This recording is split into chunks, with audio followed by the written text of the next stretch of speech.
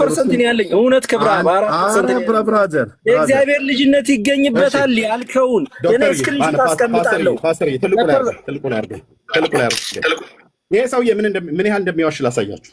በጌታ አስጨናቂ ማለት ሚዩት አድርግ።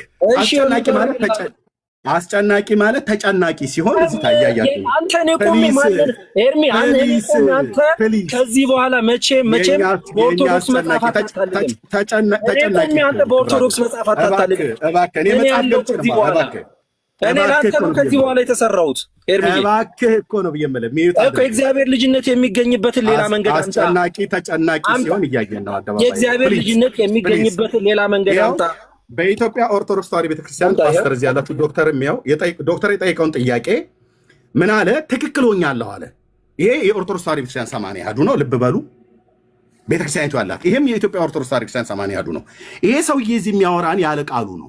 ኦርቶዶክስ የሮሜ መልእክት መጽሐፍ ምዕራፍ 3 ቁጥር 24ን ምንድነው ብላ ያለችው? ትክክል ሆነ ነው ብላ የምትለው ወይስ ይጸድቃል ብሎ የሚለውን የምትናገረው? አባቴ እግዚአብሔር ልጅነት የሚገኝበት ሌላውን መንገድ አምጣና ጠይቀን አድርግ ፕሊዝ። ሌላ መንገድ አምጣና ጠይቀን። እንዲህ ነው ነዲዱን ስለማ አሁንም ነዲዱን ላይ ማከታተል የተሰራሁት እግዚአብሔር ምስክሬ ነው። እኔ ለኤርሚያስ ነው የተሰራሁት። እኔ ላንተ ነው የተሰራሁት። ከዚህ በኋላ ተጨናቂ እኮ ሆንክ። ተጨናቂ የትም አትደርስም። አምጣና ጠይቀን። ተጨናቂ ነው ግን ተጨናቂ ሚዩት አድርግ። ቃሉን በለው የፈለከውን ላንብብበት። ሚዩት አድርገው። ቃሉን ላንብብበት። እሺ ሚዩት የት አለ እግዚአብሔር ልጅነት የሚገኝበት ሌላ መንገድ አምጣ። እኔ ቅድም ጥቅስ እየጠቀስን የምንነግርኛ መጽሐፍ የምናወጣው አስተምርሃለሁ። የእግዚአብሔር ልጅነት የሚገኝበትን ሌላ መንገድ አምጣ። አምጣና ጠይቀን። ሌላ ጥያቄ አትደበቅ።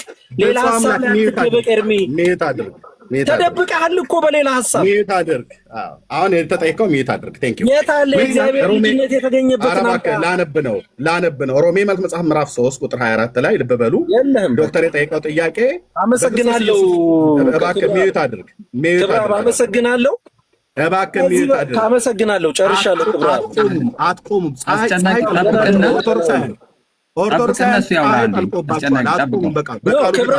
እኔ ደጋግሜ የእግዚአብሔር ልጅነት የሚገኝበትን ያለውን ሌላውን መንገድ ያምጣና ይጠይቀኝ ብያለሁ። ቃሉ እንዳይነገር ደጋግሞ አይጠይቅም።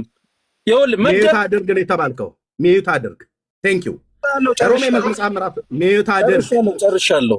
ሚዩት አድርግ። ቀደም እዚህ የነበረው በዚህ መንገድ ወደ ቤተክርስቲያን እታች አውርደው ፓስተር አይሰማም። ከዚህ በኋላ እንዲህ አይነት አመል አለባቸው። በቃሉ ፊት አይቆሙም ኦርቶዶክሳውያን። ለዚህ ነው የሚጮኸው። ቀደም ዶክተር ምን ብሎ ጠይቀው፣ ፓስተር ምን ብሎ ጠይቀው፣ በወንጌል ታምናለህ ያልከው? አዎ አለ። በኢየሱስ ክርስቶስ አምናለሁ፣ በሞቱ በትንሣኤ አምናለሁ፣ በአምላክነቱ አምናለሁ፣ በቤዛነቱ አምናለሁ። ፓስተር ለምን አትገላግለን? ቴንክ ዩ።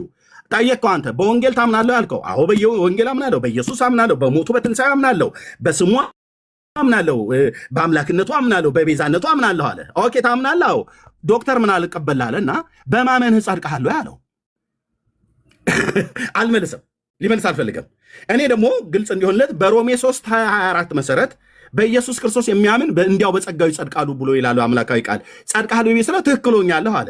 ትክክል ሆኛለሁ ብሎ የሚለውን ቃል እዚህ ጋር ቃሉን ቃል በቃል ይሄ ጸድቃል ብሎ የሚለው ቃል ምንም ትርጓሜ እንኳን ትክክል ብሎ የሚልም ትርጉም እንዳለው በአቅም ጸድቃል ብሎ የሚለውን ቃል ለመጠቀም አይፈልግም። ይሄው ሮሜ መልእክት መጽሐፍ ምዕራፍ 3 ቁጥር 24 ላይ በኢየሱስ ክርስቶስ በሆነው ቤዛነት በኩል እንዲያው በጸጋው ይጸድቃሉ ይላል።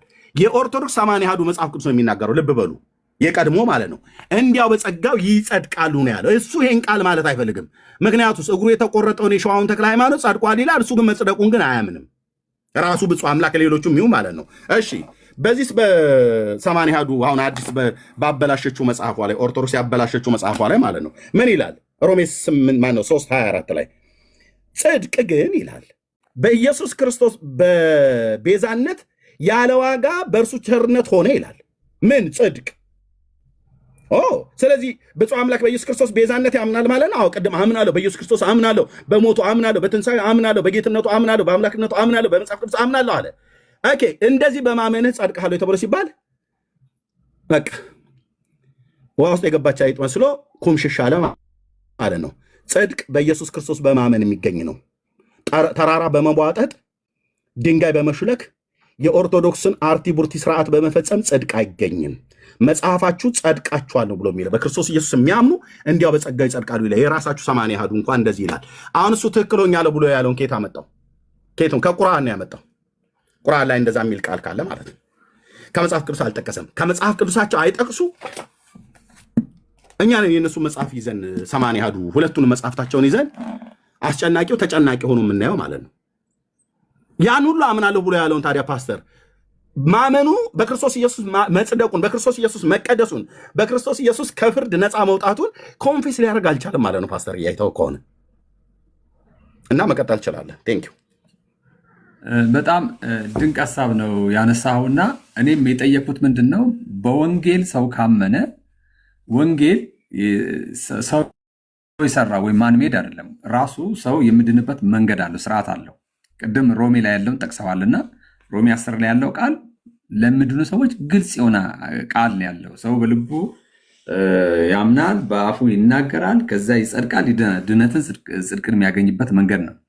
እሱን ለማድረግ ግን ሰውየው ለመዳን የመጀመሪያው የወንጌልን ቃል ስንሰብክ ሰው ኃጢአተኛ መሆኑን ነው የምንሰብከው። በየመንገዱ በየአደባባዩ በየአዳራሹ ስንሰብክ የአዳምን ኃጢአተኝነት ነው የምንነግረው። ነገር ግን ከኃጢአተኝነቱ የሚያወጣው መድኃኒት እንደመጣለት ነው የሚነገረው። ስለዚህ ሰው ኃጢአተኝነቱን ሲያምን ነው ጽድቅን የሚቀበለው። ዓለምን ክጃለሁ ስል ኃጢአትን ክጃለሁ ስል ከአዳም የወረሰውን ሁሉ በክህደት ነው ወደ እምነትና ወደ ጽድቅ የሚመጣው። አሁን እኔ ልመጣለት የነበረው መች ነው ኮንፌስ ያረከው? በወንጌል የምታምን ከሆነ ኃጢአተኝነቱን ኮንፌስ አድርጎ የኢየሱስ ክርስቶስ የመስቀል ስራ ለእኔ የዘላለም ድነት ይሰጠኛል የሚለውን ቃል ለመናገር መች ነው የወሰነው? ቅድም አንተ የወሰንክበትን ጊዜ የዛሬ 27 ዓመት ብለህ ጽፈው ነበር። እሱን ልምምድ ላለመቀበል የፕሮቴስታንት አካሄድ ነው እያለ ነው። ይሄ የፕሮቴስታንት አካሄድ ሳይሆን የመጽሐፍ ቅዱስ አካሄድ። ሐዋርያት እኮ ይህን ነው የሰበኩት። ሰው በኢየሱስ ክርስቶስ እንዲያምን ኃጢአቱን ኮንፌስ እንዲያደርግ ወይም እንዲናዘዝ እንዲናገር፣ ከዛ ኢየሱስን የህይወቱ ጌታ አድርጎ እንዲሾም ነው የተነገረው። አሁን እሱ ሌላ የፈለገው በየጊዜው ዘውትር እድናለሁ፣ ዘውትር እመሰክራለሁ፣ ዘውትር እናገራለሁ። ይሄ የዘውትር እኮ ከዚያ የደቀ መዝሙርትነት ህይወት ነው። ሰው ደቀ መዝሙር ሆኖ የሚኖረው ህይወት ነው። የመጀመሪያው ግን መነሻ ፖይንት እኮ አለው። ዓለምን የካደበት ሰይጣንን የካደበት የእግዚአብሔር ልጅ ለመሆን በመንፈስ የሚወለድበት ክስተት አለ። ቅድም ኤፌሶን 4 ቁጥር 5 ላይ ያለው በአንዲት እምነት አንዲት ቤተክርስቲያን አንድ ጥምቀት ወደ ተባለው አካል ለመምጣት ሰው ኮንፌስ የሚያደርግበት ጊዜ እኮ አለው። ኃጢአተኝነቱን ኮንፌስ ካላደረገ፣ ምክንያቱም ሰው ኃጢአተኝነቱን ካልተናገረ በስተቀር ኢየሱስ ክርስቶስን በህይወቱ ጌታ አድርጎ ካልተናገረ በስተቀር ድነት የሚገኝበት መንገድ የለም። ያን ለማድረግ ደግሞ መስማት አለበት። ከሰባኪዎች መስማት አለበት። ከእግዚአብሔር ቃል እውነቱን መስማት አለበት። መጽሐፉ እንደሚለው ያለ ሰባኪ እንዴት ይሰማሉ ተብሎ መጽሐፍ ቀድሞ የወንጌልን የምስራች ቃል ሰምቶ ይሄ ነገር ሲገባው አሃ ይሄ ነገር እውነት እንደዚህ ነው ብሎ ያን ካመነ በኋላ ነው ወደ ድነት የሚመጣው። እሱ ግን ወደዚያ ሊመጣ አልፈለገም። እኔ ቀስ ብዬ ወዴት ላመጣው ነው የነበረው? በ40 ቀኔ በ80 ቀኔ ምናምን የሚባለውን ተረት ሊያመጣልን ነው የፈለገው። እሱ ደግሞ የ40 ቀንና የ80 ቀን ህፃን እንደምታውቁት ነው። እንኳን ስለ መዳን ቀርቶ ወደ የትኛው ዓለም እንደመጣው እንኳን ማያቅ ህፃን ልጅ ነው። የትኛው ዓለም ነው የመጣው? ምንድነው ያደረገው? ምንድነው እየሰራ? ምንድነው የተከናወነ የሚለው ነገር ቶታሊ ሊያውቀው የሚችለው አይደለም። ስለዚህ ይሄ የአንድ ቤተ እምነት ዶግማ ወይም አሰራር ይሆናል እንጂ የእግዚአብሔር አሰራር ሊሆን አይችልም። እኛ በፕሮቴስታንት ልምምድ አይደለም እየሄድን ያለ ነው። መጽሐፍ ቅዱሱ በሚያስተምረው ሁኔታ ሰው ድነቱን ለማግኘት ራሱን የሚያውቅ ማገናዘብ የሚችል እውነቱ ይሄ ነው፣ ትክክለኛው ይሄ ነው፣ ሐሰቱ ይሄ ነው ብሎ በሚያምንበት የህይወት ወይም የእድሜ ሌቭል ላይ ደርሶ ነው አንብቦ ተረድቶ ነው ወደ እውነት መምጣት ያለበትና አካሄዱ ከእግዚአብሔር ቃል ጋር የተጣላ ነው። አሁን ወንድሜ አሁን ስለወጣ ምናምን ሳይሆን ከእግዚአብሔር ጋር የተጣላ አካሄድ እንዴት ነው ሊሆን የሚችለው? ቅድም ብያቸዋለሁ። እኔ የኦርቶዶክስን እንትን ፕራክቲስ የለኝም። ፕሮቴስታንት ቤተሰብ ውስጥ ነው ተወልጄ ያደግኩት። ፕሮቴስታንት ቤተሰብ ውስጥ ተወልጄ አድጌ ግን ከነሱ ጋር ስዘምር ኖር ያለው ሳመልክ ኖር ያለው ቃል ሲሰብኩ ጥቅሶችን እያወጣው ሳውጅ ኖር ያለው። እድሜ ሲደርስ ግን ከአገልጋዮች ጋር ከአስተማሪዎች ጋር ቁጭ ብዬ ተከራክር ያለው። ይሄ ይላል ይሄ ይላል፣ ይሄ እንዴት ሊሆን ይችላል? እንዴት በዚህ መልኩ ሆነ ብለን ተከራክረን ቃሉ ሲገባኝ ቤተሰቦቼ ስለሆኑ ፕሮቴስታንት ስለሆኑ ወይም ጴንጤ ስለሆኑ ሳይሆን እኔ ሲገባኝ ነው ኮንፌስ አድርጌ በራሴ አውጄ ይሄ እውነት ነው ብዬ የተቀበልኩት። የሐዋርያቱም አገልግሎት የጌታም አገልግሎት ስትመለከቱ በዚያ መልኩ ነው ያለው። ሰው በገዛ ፈቃዱ ይሄ የግል አዳኝ የሚል ጥቅስ አምጣ ምናምን እያሉ ነው የሚናገሩትና ጥቅሱን ቀጥታ የግል አዳኝ እያልን አይደለም እየሄድን ያለ ነው። መጽሐፍ ቅዱስ የሚያዘው ይሄንን ነው። ስለዚህ በዚህ መልኩ አድርጎ የሚለውን ነው። ዶክተርም ቆንጆ ጥያቄ ያነሳው ጸድቀሃል ወይ የሚል ጥያቄ ነው ያነሳው። ወንጌል ወደ ጽድቅ ካላመጣ ወንጌል መሆኑ ምንድን ነው? ከንቱ ነገር ነው የሚሆነው። ዝም ብሎ ሪቹዋል ነገር፣ ሃይማኖታዊ ነገር፣ የሚደጋገም ነገር ነው የሚሆነው። የወንጌል ዋናው ሰብስተንሱ ኃጢአተኛውን ሰው ማጽደቅና ወደ እግዚአብሔር ልጅነት፣ ወደ ዘላለም ሕይወት ከእግዚአብሔር ጋር ቤተሰብ የሚሆንበትን ዋናውን ነገር ነው የሚሰጠው እንጂ የሆነ ቤተ እምነት የሆነ ተቋም ምናምን አለ ወንጌል የሚሰጠው። ወንጌል ሰው ያጣውን ነው የሚሰጠው። ሰው ደግሞ ያጣው ቤተ እምነትና ተቋም አይደለም። ያጣው ጽድቅን ያጣው። አዳም ከኤደን ገነት ሲባረር የተባረረው የእግዚአብሔርን ሕይወት የሚወክለውን የጽድቁን ሕይወት በማጣቱ ምክንያት ነው። አሁን በክርስቶስ ኢየሱስ ወደ እግዚአብሔር መንግስት ገባን ስንል ያጣነውን ነው ያገኘነው። ያጣነው ደግሞ የእግዚአብሔር ጽድቅ ነው፣ ከእግዚአብሔር ጋር የሚያኖረን ማንነት ነው። ያንን ደግሞ ሊሰጠን የቻለው በወንጌል የተገለጠው የእግዚአብሔር ልጅ ኢየሱስ ክርስቶስ ነው። እሱን ደግሞ ሰው ለማግኘት ማመን አለበት፣ በልቡ በአፉ መናገር አለበት። ኦፊሻሊ የእግዚአብሔር ቃል ያስቀመጠው ነገር ነው። ይሄን ስናደርግ ቅድም ኤርሚ እንደተናገረው ዮሐንስ 1:12 ላይ እንዳለው የእግዚአብሔር ልጅ የመሆን ስልጣን ይሰጠዋል። ለምን? ለተቀበሉት የሚለው ቃል በግልጽ የተቀመጠ ቃል ነውና አሁን ቅድም ብያቸዋለሁ። እኔ ከተመስገን ጋርም ስናወራ ኤርሚም እየመጣ እያለ ተናግረናል። እኛ ቤተ እምነትን ምንሰብክ ሰዎች አይደለንም፣ ወይም የሃይማኖት ድርጅታችን ምንሰብክ አይደለንም። ምንሰብከው ስብከት አንድ ነው። ለምን? ለሰው የሚያስፈልገው ቤተ እምነት ሳይሆን አዳኙ ነው የሚያስፈልገው። አሁን ፕሮቴስታንቲዝም እየሰበክን ያለን ሰዎች አለ። ምንሰብከው የዓለም መድኃኒት የሆነው ለሰው ሁሉ መድኃኒት ሆኖ የመጣውን ኢየሱስን ነው ምንሰብከውና በዚህ መልኩ ነገሮችን ብትረዱ መልካም ነው ብዬ አስባለሁ። መሲን ዝም አልናት፣ አላናገርናትም። ኤርሚዬ መሲም ትበል፣ አንተ የምትለውን ካለ በዚያ መልኩ ብትቀጥሉ መልካም ነው ብዬ አስባለሁ።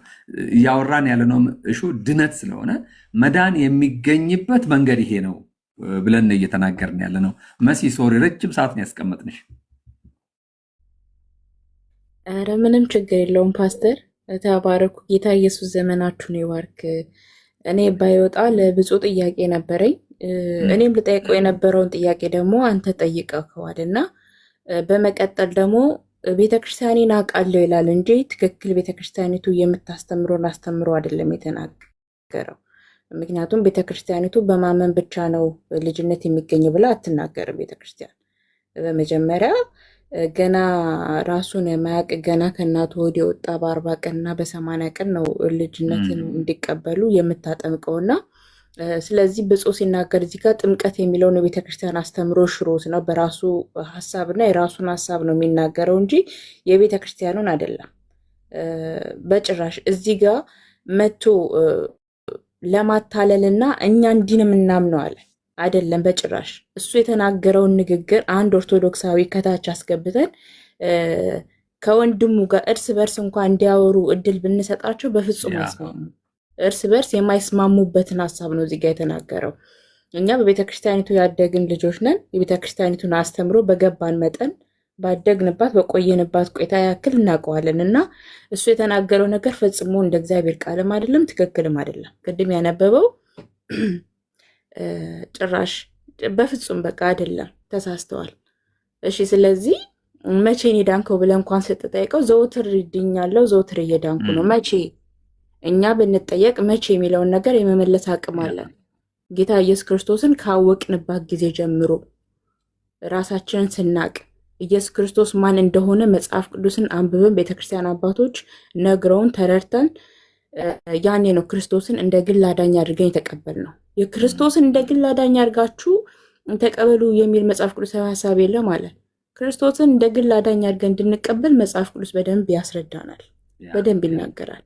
የግል አዳኝ ማለት እኔ ጌታዬ ኢየሱስ ክርስቶስ አዳኝ ፈዋሽ እንደሆነ በልቤ አምኜ ስከተለው ያኔ ጌታ ለእኔ የግል አዳኝ ነው፣ የቤተሰብ አይደለም። ክርስቶስ የውርስ አይደለም፣ ሁላችንም አድኖናል። ለተቀበሉት ሁሉ በስሙ ለሚያምኑት የእግዚአብሔር ልጆች የሆኑ ዘንድ ስልጣንን ሰጣቸው የሚለው እግዚአብሔር ቃል እኔን ነው የሚወክለው። ስለዚህ ቅድም የተናገረው ነገር ፈጽሞ እንደ እግዚአብሔር ቃል አይደለም፣ ቤተክርስቲያኒቱ እንደምትናገረው አይደለም። ይሄ እዚህ ጋር ለመማማር ነው የመጣ ነው እንጂ ለፉክክር አይደለም። እኔ አሸነፍኩ እሱ አሸነፈ የሚባል ነገር አለ። ኤርሚ የተናገረው እንደ እግዚአብሔር ቃልና መጽሐፍ ቅዱስን ገልጦለት ጥቅስ እያወጣ በደንብ ተናግሯል። ቢያንስ ለመረዳት እንኳን አልፈለገም። ኤርሚ የጠየቀውን ጥያቄ ላለመመለስ የሄደበት አካሄድ በራሱ ምን ያክል መልስ እንደሌለውና ምን ያክል የቤተ ክርስቲያኒቱን አስተምሮ እንደማያቅ ለሚሰማው ሰው ግልጽ ነው። ለእኛ ከታች ሆነን ስንሰማ ለነበር ለእኛ ግልጽ ነው፣ ለሁላችሁም ማለት ነው። ፓስተርም አንተም የጠየቀው ጥያቄ በጣም ወሳኝ ጥያቄ ነው። ማናቸውም የኦርቶዶክስ ቤተክርስቲያን ተማሪዎች፣ ልጆች፣ አባቶች ቢጠየቁ ሊመልሱት የማይችሉት መልስ ነው። መቼ ዳናችሁ? ስንጠመቅ ነው የሚሉት። ግን እዚህ ጋር ሶሻል ሚዲያ ላይ መጡና ስናምን ይላሉ። በፍጹም ሲያምኑ አይደለም የዳኑት። ሴት ልጅ በ80 ቀኗ ወንድ ልጅ በ40 ቀኑ ሲጠመቅ ነው የስላሴን ልጅነት ለማግኘት ብሎ የሚሉትና ዛሬ የተናገረው ነገር ፈጽሞ እንደ ቤተክርስቲያኒቱ አስተምሮ እንዳለው ነው መናገር እፈልጋለሁ። ተባረኩልኝ። ብዙ አላወራም። ኤርሚዬ ተባረክ፣ ጸጋ ይብዛል። ወንድምነት እህትየው ተባረኪ፣ ጸጋ ይብዛልሽ። ፓስተርዬ ቴንኪው። እንግዲህ መዳናቸውን ይችን ብዬ ለፓስተር ሰጥቸው። አይ ቲንክ ኢትዮጵያ ውስጥ ነው አይደል ያለው ፓስተር? ማረፍ ካለብህ ታርፋለህ። ምንድነው የኦርቶዶክስ አስተምሮት በእምነት ላይ የተመሰረተ አይደለም። የኦርቶዶክስ አስተምሮ ነገረ ድነታቸው በእምነት ላይ የተመሰረተ አይደለም። ያውም በእግዚአብሔር ልጅ ላይ በኢየሱስ ክርስቶስ ላይ በማመን በወንጌል ላይ በማመን የተመሰረተ አይደለም። ይህንን ላበሳጫቸው ላስቆጣቸው ብለን ፕሮቮክ ለማድረግ ብዬ አይደለም የምናገረው።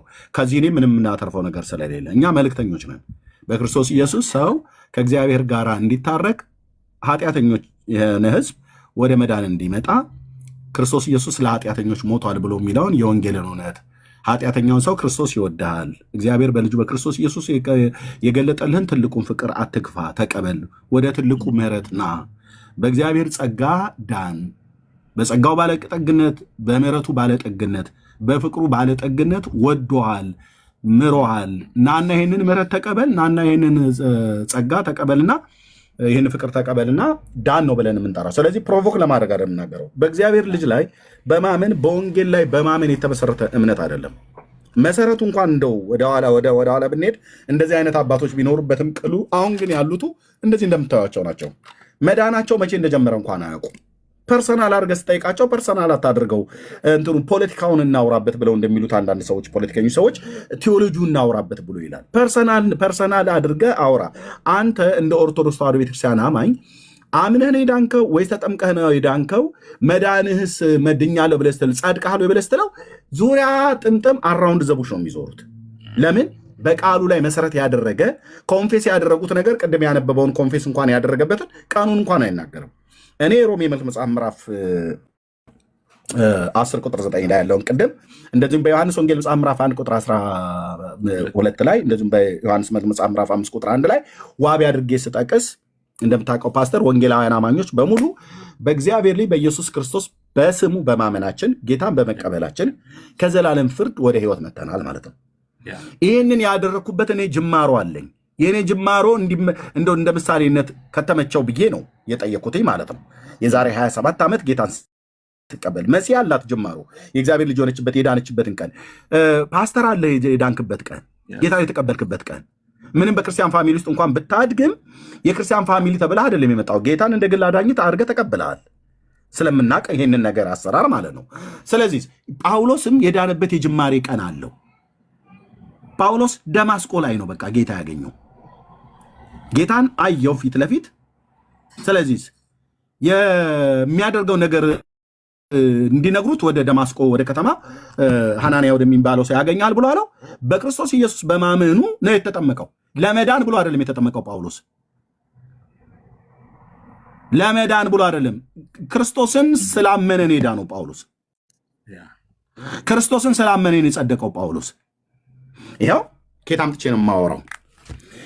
በገላትያ መጽሐፍ ምዕራፍ 2 ቁጥር 15 ላይ ሁሌ እናገረዋለሁ ይህን ቃል። ጳውሎስ ስለተጠመቁ ዳኑ አይልም። ስለተጠመቀው ምን አልኩ አይልም፣ ዳኑ አይልም። ስላመነ ግን ድኗል። በገላትያ መልእክቱ ላይ ቅዱስ ጳውሎስ በተለይ በምዕራፍ 2 ቁጥር 15 ላይ የሚናገረውን ልብ ብላችሁ ስሙልኝ ወንድሞቼ፣ እናቶቼ። እኛ እኮ ሐዋርያቱ እኮ ያላስተማሩትን ትምህርት እኮ ነው የሚያስተምሩት። ማነው? ቁጥር 15 ላይ ገላትያ 2:15 ላይ ልብ በሉ። እኛ በፍጥረት አይሁድ ነን ይላል ጳውሎስ። ኃጢአተኞች የሆኑ አሕዛብ አይደለንም። ነገር ግን ሰው በኢየሱስ ክርስቶስ በማመን እንዲጸድቅ እንጂ ይሄ ነው ድህነት። ሰው በኢየሱስ ክርስቶስ በማመን እንዲጸድቅ እንጂ ማለት እንዲድን እንጂ የዳነ ነው የሚጸድቀው፣ የጸደቀ ነው የሚድነው። የጸደቀ ድኗል፣ የዳነም ጸድቋል ማለት ነው። እነሱ ግን ድነናል ይለዋል። ጸድቀሃል ብለህ ስትለው ይተናነቀዋል። ለምን? አልዳንም። ስንዴውን ከእንክርዳድ ቀይጦ ወንጌሉን ከገድላትና ድርሳናት ቀይጣ የምትግት ቤተክርስቲያን በምን ይድናል? እና እንዲጸድቅ እንጂ በሕግ ስራ እንዳይሆን አውቀን ስጋ የለበሰ ሁሉ በሕግ ስራ ስለማይጸድቅ እኛ ራሳችን በሕግ ስራ ሳይሆን በክርስቶስ እምነት እንጸድቅ ዘንድ በክርስቶስ ኢየሱስ አምነናል ይላል። አያ ጳውሎስ የጸደቀው በክርስቶስ ኢየሱስ አምኖ ነው። ጳውሎስ የዳነው በክርስቶስ ኢየሱስ አምኖ ነው። ጳውሎስ የተቀደሰው በክርስቶስ ኢየሱስ አምኖ ነው። ጳውሎስ ከፍርድ ነፃ የሆነው በክርስቶስ ኢየሱስ በማመኑ ነው። እኔም ነፃ የሆንኩት በክርስቶስ ኢየሱስ በማመኔ ነው። ፓስተርም ነፃ የሆንከው በክርስቶስ ኢየሱስ በማመኔ ነው። ኦኬ። ስለዚህ የእነሱ ድነት በዚህ አይመሰረትም፣ ቃሉ ላይ አይመሰረትም። አንድ ስልክ ልመልስ ፓስተር እየመጣው ችግር የለም። በዚህ ኤርሚ እስኪመጣ ድረስ ትንሽ ነገር ልበል እኔ። ኤርሚ ስልኩን መልሶ ይምጣ። ወንጌል በነገራችን ላይ ወንጌል የሰው ሐሳብ ሲጨመርበት ወንጌል መሆኑ ይቀራል። ሐዋርያው ጳውሎስ በገላትያ መጽሐፍ ላይ የተናገረው ይህንን ነው። የሰው ሐሳብ ሲጨመርበት፣ ሲቀየጥበት፣ ሲበረዝበት ወንጌል መሆኑ ይቀራል። ለምን? ወንጌል የእግዚአብሔር ሐሳብ ነው። የእግዚአብሔር የልቡ ሐሳብ ነው። ከዚያ በፍቅሩ ለሰው ልጆች የገለጠው እውነት እንጂ የሆኑ ሰዎች ተስማምተው እንደዚህና እንደዚህ ቢሆን እንደዚህ መልካም ነው ብለው ያመጡት ነገር አይደለም። አሁን ኤርሚ እየተናገረው ባለው ክፍል ላይ ገላትያ ላይ ሐዋርያ ጳውሎስ በጣም ድንቅ ነገር ነው የተናገረው። ኤርሚ እየተናገረ ስለነበረ እሱ መጥቶ ይቀጥለዋል እና በጣም ድንቅ ነገር ነው። ጳውሎስ እኛ ብሎ አይሁዶችን እኛ ብሎ ነው ያስቀመጠው። እንደምታውቁት ቤተ መቅደሱ የነበራቸው፣ ታቦቱ የነበራቸው፣ አባቶች የነርሱ የሆነ፣ ሕጉ የነርሱ የሆነ፣ እግዚአብሔር እንኳን ሳይቀር የነርሱ ሆኖ የነበሩ አይሁዶች በክርስቶስ ኢየሱስ በማመን ነው ድነት የተገኘው። ጳውሎስን የሚያክል ፈሪሳዊ ሰው፣ ገማልያል የሚባል በጣም ፓወርፉል የሆነ አስተማሪ እግር ስር ተቀምጦ የተማረ ሰው፣ እንደምታውቁት ቤተክርስቲያንን ለማሳደድ እዚያ ደማስቆ ድረስ ሄዶ ደብዳቤ ይዞ ሄደ ሰው ጌታ ሲገለጥ ለመዳን በወንጌል አመንኩ ነው ያለው። በክርስቶስ ኢየሱስ አመንኩ ነው ያለው። ስለዚህ ወንጌል በማመን የሚደረግ እንጂ ሪቹዋል ነገሮችን፣ የቤተክርስቲያን ስርዓቶችን፣ ህጎችን፣ ዶግማዎችን፣ ደንቦችን በማድረግ የሚገኝ አይደለም። እኛ አሁን ይህን ቃል ስንሰብክ ወንድሜ ኤርሚም ሲሰብክ፣ መሲም ቅድም ዶክተርም ነበር፣ እኔም ስንሰብክ እየሰበክን ያለ ነው ሐዋርያ ጳውሎስ በሁለተኛ ቆሮንቶስ ምዕራፍ 5 ቁጥር 19 እስከ 21 የተናገረውን ቃል ላንብብ። ኤርሚ ሲመጣ ሰጠዋለሁ። በሱ ክፍል ምንድን ነው ብለው እኛ ከዳንን በኋላ የምንሆነውን ሐዋርያው ቅዱስ ጳውሎስ ሲናገር ገላትያ ላይ ምን አለ? እኛ ሁላችን በኢየሱስ ክርስቶስ አምነናል፣ ለድነት አምነናል፣ ከዚያ ስናምን ጸድቀናል። በማን በኩል? በክርስቶስ ኢየሱስ በኩል ብለው ግልጽ ነገር ነው የተናገረው። ስለዚህ ድነትም ያለው ጽድቅም ያለው በኢየሱስ ክርስቶስ በማመን ነው። ህግ በመጠበቅ ስርዓቶችን በማድረግ ሪቹዋል ነገሮችን በመፈጸም ቶታሊ አይደለም። ስለዚህ ድነት የሚፈልግ ሰው አረረ መረረም ወደደም ጠላ ወደ ክርስቶስ መምጣትና የኢየሱስ ክርስቶስ የመስቀሉ ስራ ለእኔ በቂ ነው ብሎ እስካላመነ ድረስ ድነቱ ሙሉ አይሆንም። ኢየሱስ ሲደመር የኔ ስራ፣ ኢየሱስ ሲደመር ጾሜ፣ ጸሎቴ፣ ድርጊቴ፣ ሃይማኖቴ ምናምን የሚባል ነገር ኢየሱስ ብቻ ለድነት ለጽድቅና ለእግዚአብሔር ልጅነት የተሰጠን እንደሆነ ልናውቅ ይገባል። ከተሰጠን በኋላስ ጳውሎስ በሁለተኛ ቆሮንቶስ ምዕራፍ 5 ቁጥር 19 እስከ 21 ባለው ክፍል እንደዚህ ይላል። እግዚአብሔር በክርስቶስ ሆኖ ዓለሙን ከራሱ ጋር ያስታርቅ ነበረና። በጣም ፓወርፉል ጥቅስ ነው። እግዚአብሔር በማን ነው? በክርስቶስ ሆኖ ዓለሙን ከራሱ ጋር ያስታርቅ ነበረና። አይታችኋል? እግዚአብሔር የሰራው ስራ ኃጢአተኛውን የአዳምን ልጆች ኃጢአተኛ የሆነውን ሰዎች እግዚአብሔር የታረቀን በማን በኩል ነው? በክርስቶስ በኩል ነው። በጸሎታችን በኩል አልታረቀንም፣ በጾማችን በኩል አልታረቀንም፣ በሆኑ በበቁ በእንትና በመላእክት በሰዎች በኩል አልታረቀ። የታረቀን እግዚአብሔር በልጁ ነው። ደግሞም የማስታረቅን አቅም ያገኘው ልጁ ነው። ለምን? ልጁ ፍጹም ነበር፣ ጻድቅ ነበር፣ ኃጢአት የሌለበት ነበር፣ ኩነኔ የሌለበት ነበር። ስለዚህ ከእግዚአብሔር ጋር ለመታረቅ የሚፈልግ አስታራቂው ጋር መምጣት ነው የሚጠበቅበት። ይሄ የጴንጤ ስብከት ምናምን አይደለም። አስታራቂው ማን ነው? ልጁ ነው። ከዚያ ምንድን ነው የሚለው? ከራሱ ጋር ሆኖ ምን ያደርግ ነበር? ያስታርቅ ነበርና ካለ በኋላ ቀጥሎ ያለው ቃል ቅድም ልጅ ወንድማችን ሊናገር የፈራውን ቃል ለመናገር ፈልጌ ነው። በደላቸውንም አይቆጥርባቸውም ነበር። ሃሌሉያ! ይሄ በጣም ፓወርፉል ነገር ነው ወገኖቼ። ይሄ ስለ ጴንጤነት ቲፎዞ መሆን፣ ስለ እንትን ቲፎዞ መሆን። እኔ የጴንጤ ቲፎዞም አይደለሁም፣ የሰባኪም የአገልጋይም የቤተክርስቲያንም ቲፎዞ አይደለሁም። የወንጌል ቲፎዞ ነኝ። ወንጌሉ ምን ያደርጋል? እግዚአብሔር ዓለምን ከራሱ ጋር ያስታረቀበት ፓወርፉል ነገር ነው። ከዚያስ እግዚአብሔር በክርስቶስ ኢየሱስ በኩል የሚመጣውን ሁሉ ምን ያደረገው? ወደ ውጭ ያስወጣው። ምን ያደርጋል? በደላቸውን አይቆጥርባቸውም። እግዚአብሔር በደሌን አልቆጠረብኝም ማለት ራቸስ ነኝ ማለት ነው፣ ጻድቅ ነኝ ማለት ነው። በደሌን ካልቆጠረብኝ ጻድቅ ሰው ሆኛለሁ ማለት ነው፣ ድኛለሁ ማለት ነው። ምክንያቱም ከዓለሙን ከራሱ ጋር ያስታርቅ ነበር። በማን? በክርስቶስ በኩል ሆኖ። ከዚያስ አስታርቆ ምንድን ያደረገው? በደላቸውን አይቆጥርባቸውም ነበር። ከዚያ ቀጥሎ እኛን ደግሞ ሲያመጣ ምን አለ? በእኛም የማስታረቅን ቃል አኖረ። አይታችኋል? አስታረቀን፣ በልጁ በኩል ታረቀን። ከታረቀን በኋላ በደላችንን አልቆጠረብንም፣ ጻድቅ አደረገን፣ ተቀበለን፣ ልጆቹ አደረገን። እግዚአብሔር የሚገርም ስታተስ ሰጠን። አዲስ ፍጥረት፣ አዲስ ልጆች፣ ኃጢአት የሌለባቸው፣ ኩነኔ የሌለባቸው ሮሜ 8:1 ላይ እንዳለው አሁን በክርስቶስ ኢየሱስ ላሉት ኩነኔ የለባቸውም ተብሎ ዲክሪ ተደረገ፣ ታወጀ። ያን ካደረገ በኋላ ጻድቅ ካደረገን በኋላ ምን አደረገ? በእኛ የማስታረቅን ቃል አኖረ። አሁን እኔና እርሚ መሲ እዚህ ያለን ዶክተርንም ጭምር እያደረግን ያለ ነው ምንድን ነው?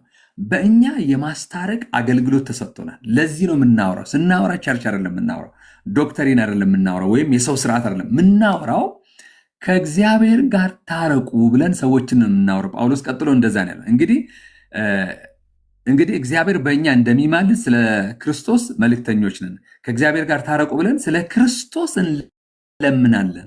ፕሬዝ ጋር በጣም ይገርም። ስለ ክርስቶስ እንለምናለን።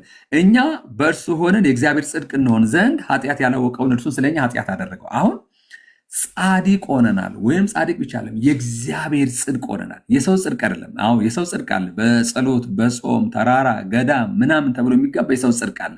በእግዚአብሔር ፊት እርኩስ የሆነ የመርገም ጨርቅ የሆነ እግዚአብሔር የማይቀበለው ጽድቅ አለ። እኛ ግን በክርስቶስ ስላመንን ብቻ ጻድቅ ብቻ አይደለም የሆነው፣ የእግዚአብሔር ጽድቅን የሆን ነው። ማንም ሊኮንነው፣ ማንም ብሌም ይሄ ነቀፋ አለው ብሎ ሊናገር የማይችለው ጽድቅን የሆን ነው። በወንጌል አምኛለሁ ካለ ሰው አንድ ኮንፊደንስ ውስጥ መግባት አለበት። ጻድቅ ነኝ ማለት መቻል አለበት። ጻድቅ ያለው ኢየሱስ ስራዬን ጨርሷል ማለት አለበት። ኢየሱስ ሰርቶልኛል የቀረውን እኔ ሞላለሁ ካለ ወንጌል ሳይሆን የሚሆነው ይሄ ሌላ የተለየ ወንጌል ነው የሚሆነው። ጳውሎስ እንደዛ ነው ያለው። በክርስቶስ ላይ አይደመርም፣ አይቀነስም፣ ምንም አይደረግምና ኤርሚ መጥቷል። ሶሪ ኤርሚ ስልክን እስክትጨርስ ነው።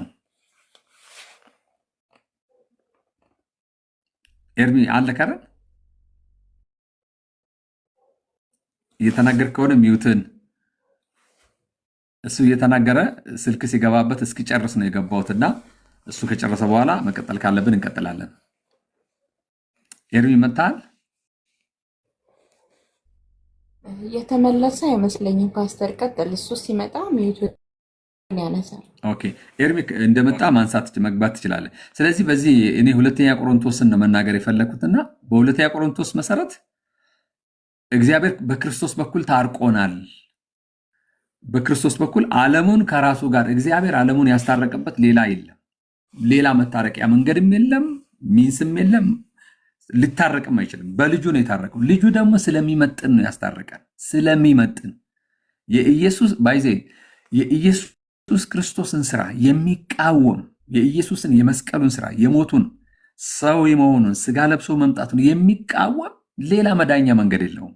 ጳውሎስ ስለዚህ ነው ክርስቶስን ለራሳቸው ይሰቅሉታል ብሎ ሌላ ይሰቀልላቸዋል ወይ ክርስቶስ ሁለተኛ ይሰቀልላቸዋል ወይ ተባለውና የክርስቶስን ስራ ዲናይ ማድረግ ጴንጤን አንዳንድ ሰው ጴንጤን የሚቃወም ይመስለዋል፣ የፕሮቴስታንትን የሚቃወም ይመስለዋል። ነገር ግን እግዚአብሔርን እየተቃወመ የራሱን ያገኘዋል። ወንጌልን እየተቃወመ የራሱን ያገኘዋል። ኢየሱስ የጴንጤ አይደለም፣ የእንትና እንትን አይደለም። ኢየሱስ ለኃጢአተኛው ዓለም እግዚአብሔር የላከው መድኃኒት ነው። ሌላ መዳኛ የለንም፣ ሌላ ማምለጫ የለንም። አሁን ይሄ በስብከት በትምህርት በዶክትሪን ለመበላለጥ አይደለም የምንሞክረው። እኔ እርሚ እህታችን መሲ ቅድም ዶክተርም እናወራ የነበረው ምንድን ነው? እግዚአብሔር የማስታረቅን አገልግሎት በእኛ ስላስቀመጠ ነው። ምን ሆኖ ታርቆ እግዚአብሔር ታርቆን በደላችንን ይቅር ብሎን ተቀብሎን ልጆቹ አድርጎን የራሱ ጽድቅ አድርጎን በእኛ ውስጥ ደግሞ እግዚአብሔር ምን ጨምሯል? የማስታረቅን አገልግሎት ስለሰጠን ይህንን እውነት እያወጅን ያለ ነው ከዚያ አንጻር እንጂ ሃይማኖታችንን ለማስፋፋት የሆነ የጴንጤንትን ለማድረግ አይደለም። የማስታረቅ አገልግሎት ስለተሰጠን ነው። ኤርሚዬ ከመጣ ያንተ ነው። ቴንኪው ፓስተር። አይ በቃ በደንብ መጠቅላይ ሀሳብ ሰጥተሃል። በክርስቶስ ኢየሱስ አምኖ ነው ሰው የዘላለምን ሕይወት የዘላለምን ድነት የሚያገኙ። የትኛውንም ቤተ እምነት ስለተቀበላችሁ ድነትን አትገኙም። ድነት መጽሐፍ ቅዱሳችን እንደሚናገረው ድህነትን እግዚአብሔር በተቋም ትከሻ ላይ አይደለም ያደረገው። ልብ በሉ። እኔና ፓስተር የኢትዮጵያ ጉባኤ እግዚአብሔር ቤተክርስቲያን አሴምብሊ ቸርች በዚያች ቤተክርስቲያን ጌታን የምናመልክ ጌታን የተቀበልን የምናገለግል የነበርን ሰዎች ነንም። አሁን ኦኬ፣ እኔ ውጭ ሀገር በሆንም ማለት ነው። ኦኬ፣ ድህነትን እኔ የተቀበልኩት ከጉባኤ እግዚአብሔር ቤተክርስቲያን አይደለም። ጉባኤ እግዚአብሔር ቤተክርስቲያን አዳኙን የሰበከችኝ፣ የሚያድነውን ጌታን የሰበከችኝ። ኦኬ፣ ድነት ታዲያ በማትከርሻ ላይ ነው ብላችሁ ካላችሁ ያለው በክርስቶስ ኢየሱስ ከርሻ ላይ ነው ያለው። ምን ማለት ነው? እግዚአብሔር የዘላለምን ሕይወት እንደሰጠን ይህም ሕይወት በልጁ እንዳለ ምስክሩ ይሄ ነው የሚለው መጽሐፍ። በቃ ይሄ ማለት ነው። እግዚአብሔር የዘላለም ሕይወት እንደሰጠን ይህም ሕይወት በልጁ እንዳለ ምስክሩ ይሄ ነው። ልጁ ያለው ሕይወት አለው፣ የእግዚአብሔር ልጅ የሌለው ሕይወት የለውም ነው ያለው። አለቀ። ስለዚህ ነገረ ድህነትን ወስዳችሁ ከተቋም ጋር የምትሰፉ ሰዎች ጤነኞች አይደላችሁም። ነገረ ድህነትን ወስዳችሁ ከቁስ ጋር የምትሰፉ ሰዎች ጤነኞች አይደላችሁም። ነገረ ድህነት መዳን ራሱ ከጥምቀት ጋር እንኳን ራሱ አታገናኘውም። በፍጹም በፍጹም። እንዲህ አይነት ሸፋፋና ፎቃቃ ወንጌል የለንም እኛ። ነገረ ድነት ቀጥታ ከእግዚአብሔር ልጅ ጋር ነው የሚገናኘው። አዳኙ ኢየሱስ ነው። በመስቀል ላይ የተሰቀለው የተቸነከረው ጌታ ነው የሚያድንህ። እሱን ሳታምን እሱን ሳታቀው የዘላለምን ሕይወት አገኛለሁ ብሎ ማለት በውሃ በጥምቀት በኩል አገኛለሁ ብሎ ማለት ይሄ ቃቃ ጫወታ ነው። ቃቃ ጫወታ በቁስ ነገር ላይ አታገኝም። በእምነት ተቋም ድርጅት ላይ አታገኝም። መዳንን እግዚአብሔር በልጁ ትከሻ ላይ ነው ያደረገው። በማን? በራሱ በእግዚአብሔር ልጅ ትከሻ ላይ ማለት ነው። በቃ አለቅነት በጫንቃው በሆነው በክርስቶስ ኢየሱስ ስታምን ትድናለህ። ካላመንክስ ይፈረድብሃል። በእርሱ የሚያምን ሁሉ የዘላለም ሕይወት እንዲኖረው ነው ብሎ ያለው መጽሐፉ። ዛሬ ሰው ይመጣና በክርስቶስ ኢየሱስ ሳያምን በእምነት ተቋም እዚች ቅድስት ቤተክርስቲያን ጥላዋ ስር መታችሁ፣ ጉያዋ ስር መታችሁ፣ ቀሚሷ ስር ተሸሸጉ፣ በክንፎቿ ጥላ ተኮልኮሉ ይሉናል። ተኮልኩለን እኮ ነበረ እዛ ተኮልኩለን እኮ የነ ተክለ ሃይማኖት እግር ተቆርጦላችኋል ለድህነታችሁ፣ ጊዮርጊስ ስለእናንተ ተፈጨ፣ ተቦካ፣ ተጋገረ ስትለን ነበር እኮ ነበር። መታችሁ በዚህ ቤተክርስቲያን ጥላ ስር ግቡ። በየትኛይቱም የቤተክርስቲያን ጥላ ስር እንድትገባ መጽሐፍ ቅዱስ በመጀመሪያ ክርስቶስ ኢየሱስን ተቀበለ፣ ክርስቶስ ኢየሱስን መን ነው ብሎ የሚለ የቤተክርስቲያን ተቋማዊ አሰራር እኛ እናምናለን። በተቋማዊ አሰራር ውስጥም ስላለን ማለት ነው። ተቋማዊ አሰራርን እየናቅን አይደለም። ሰው ግን የዘላለምን ድነት የሚያገኘው በጉባኤ እግዚአብሔር ተቋማዊ አሰራር ውስጥ ስለገባው አይደለም። ኢየሱስ ክርስቶስ የእግዚአብሔር ልጅ ቀብቶ መድኃኒትና ቤዛ አዳኝ አድርጎ በላከው በልጁ በኢየሱስ ክርስቶስ ስላመንኩ ነው የዘላለም ሕይወት ያለኝ። ስለዚህ ስላመንሁ እንደኔ ያመኑ ቀድመውኝ ጌታን የተቀበሉ ከኔም በኋላ የተከተሉ ሰዎች በኢትዮጵያ ጉባኤ እግዚአብሔር ቤተክርስቲያን አሴምብሊ ቸርች ቤተክርስቲያን መሰረት ጌታን አመልካለሁ ማለት ነው። ጉባኤ እግዚአብሔር እስከዚህ ትምህርት ውጭ ብትወጣ አልከተላትም። አንከተልም። ሙሉ ወንጌል ከዚህ ትምህርት ውጭ ብትወጣ አልከተላትም። እንግዲህ የመዳኔን ወንጌል በመጀመሪያ ይዛልኝ የመጣች ሙሉ ወንጌል ናት። ለኔ ሙሉ ወንጌል ነሽጧት። አሁን ይኸው ለምልክ የኛ ባህላቱ፣ ሊቃውንቱ፣ ድርሳናቱ በላ ብትል ከየት ነው ያመጣችሁት ነው የምንለው። ከየት ነው ያመጣችሁት? ነገረ ድነትን ከኢየሱስ ክርስቶስ ላይ አይናችንን አንስተን በሌላ ነገር ይገኛል ብላ ብታስተምር ሙሉ ወንጌል ብታስተምር ጉባኤ እግዚአብሔር ብታስተምር ቃለ ሕይወት ከወንጌል እውነት የወጡ በስም ክርስትና ያተባሉ ደፋሮች ናቸው ማለት ነው። ስለዚህ እነዚህን እንገስጻቸዋለን። አብያተ ክርስቲያኖቻችን አልወጡ። የኛ የመድረክ ላይ ስብከታችን የኛ በየሰል አጠቃላይ ወንጌላውያን አማኞች የመድረክ ላይ ብቻ አይደለም። የትኛውም ቦታ በበጋ በክረምት በጠዋት በማታ በተማሩ ባልተማሩ በማናቸውም ሰዎች ፊት የምንሰብከው ጽድቃችን ኢየሱስ ነው። የምንሰብከው ቅድስናችን ኢየሱስ ነው። የምንሰብከው ቤዛችን ኢየሱስ ነው። የምንሰብከው አምላካችን ኢየሱስ ነው። የምንሰብከው የታረደልን በግ አንድ ነው። የምንሰብከው ሊቀ ካህናችን አንድ ነው። የምንሰብከው በሰውና በእግዚአብሔር መካከል የሆነ መካከለኛ የሆነ አንድ ነው። እሱም ሰው የሆነው ኢየሱስ ክርስቶስ ነው። ነፍሱን ስለ ብዙዎች ቤዛ ሰጠ ይላል። አለቅ አለቅ። ከዚህ ውጭ ወንጌል በአፍጢሙ ወደ ጉድጓድ ይግባ። ወንድሞች እናቶች፣ ከዚህ ውጭ መዳን እግዚአብሔር አልሰጠንም። ታውሰለ ወንድም አለ እንዴ መንፈሳችንን አታበሳጩት እንጂ የእግዚአብሔር ልጅ እንደመጣ እውነተኛ የሆነውን እናውቅ ዘንድ ልቦና እንደሰጠን እናውቃለን ይላል። ኦልሬዲ አሁን እውነተኛ የሆነውን ልቦና እንደሰጠን እናውቃለን። ልጁ እውነተኛ በሆነው በእርሱ አለን፣ እርሱም ልጁ ኢየሱስ ክርስቶስ ነው። እርሱም የእውነተኛ አምላክና የዘላለም ሕይወት ነው ይላል። አለቅ። ይህን ጌታ ስታምን ትድናለህ። ይህን ጌታ ካላመንክስ ይፈረድብሃል። እንደኛ ጉባኤ እግዚአብሔር ብትቀመጥ፣ ቃለ ሕይወት ብትቀመጥ፣ መካነ ኢየሱስ ብትወሸቅ፣ መሰረት ክርስቶስ ብትሆን፣ ኦርቶዶክስ ብትሆን፣ ካቶሊክ ብትሆን፣ ጁዳይዝም እምነት ውስጥ ብትሆን እግዚአብሔር በላከው በልጁ በኢየሱስ ክርስቶስ ካላመንክ ከኃይሉ ክብር ርቀህ በዘላለም ጥፋት ወደምትቀጣበት የእሳት ባህር እያጠበጠብክ ያለህ አመፀኛ ሰው ነህ ማለት ነው። ሳትቀጣ አትቀርም። ያ ሳይሆን ግን ንስሐ ግቡ ነው። የትኛው ሐዋርያት ናቸው መዳንን በቤተክርስቲያን በኩል ነው ብለው ያሉት?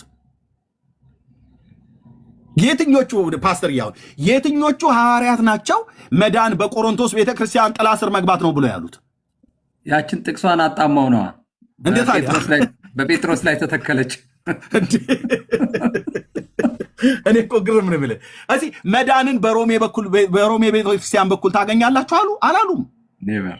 የሮሜ ቤተክርስቲያን መዳን የሚገኘው በማን ነው ብላን የሰበከችው? በኢየሱስ ክርስቶስ። አለቀ። በእርሱ የሚያምን ሁሉ እንዲያው በጸጋው ይጸድቃል ብሎ የሮሜ መልእክት ጸሐፊ ቅዱስ ጳውሎስ ብዕሩን አንስቶ በመንፈስ ቅዱስ ኢንስፓየር ሆኖ የጻፈው ማለት ነው። ሐዋርያቱ አንደበታቸውን ከፍተው ብዕራቸውን አሹለው በመንፈስ ቅዱስ ተመርተው የከተቡት ክታብ መጽሐፍ ቅዱሱ የሚናገረው በእግዚአብሔር ላይ በኢየሱስ ክርስቶስ የሚያምን የኃጢአቱን ይቅርታ ያገኛል፣ የዘላለምን ድነት ያገኛል። ከፍርድ ወደ ኩነኔ ማለት ከፍርድ ወደ ህይወት ይመጣል ማለት ነው። ከኩነኔ ወደ ህይወት ይመጣል። ሃሌሉያ። ለዚህ ነው በክርስቶስ ኢየሱስ ያሉ ኩነኔ የለባቸውም ብሎ ያለው መጽሐፍ ማለት ነው። ለምን? በክርስቶስ ኢየሱስ ያለው የህይወት መንፈስ ህግ ከሞትና ከኃጢአት አርነት ነፃ አውጥቶኛል። በቃ ከኃጢአት ባርነት ነፃ አውጥቶናል። ስለዚህ የኛ ስብከታችን ተቋምን አንሰብክም። ለዚህ ነው ጴንጤ ተቋምን መስበክ የጀመረ ቀን ወድቋል። እየሰማችሁን አይደል ወገኖቻችን? እዚህ የተሰበሰባችሁ መሰረተ ክርስቶስን መስበክ የጀመርክ ቀን አንተ በመሰረተ ክርስቶስ ቤተክርስቲያን ስርዓት ጌታን የምታመልከው ወንድሜ በቃ መሞት ጀምርሃል ማለት ነው። ከኢየሱስ ወድቀሃል። በቃ ወድቀሃል። በቃ ጉባኤ እግዚአብሔር እያልን አሁን እዚህ ስሬ እስኪገታተር ድረስ በእውነት በዚች በእኛ ቤተክርስቲያን ጥላ ስር ብዬ ብል ምንድን ነው እያልክ ያለው ኤርሚያስ? በእውነት በቃለ ሕይወት ጥላ ስር መሆን ነው እንጂ በሙሉ ወንጌል ውስጥ ነው እንጂ ሽሽግ ማለት አይባልም ብራዘር። እነዚህ ሁሉ በሙሉ ቃለ ሕይወትም ጉባኤ እግዚአብሔር መሰረት ክርስቶስም አማኑኤልን በል ማናቸውም ሁላችን በእግዚአብሔር ሃሌሉያ በእግዚአብሔር ልጅ ጥላ ስር ነን ያለ ነው። በእግዚአብሔር ልጅ ታዛ ስር ነው የተቀመጥነው። በእግዚአብሔር ልጅ በማመናችን ነው ከፍርድ ወደ ሕይወት የመጣ ነው። ሃሌሉያ።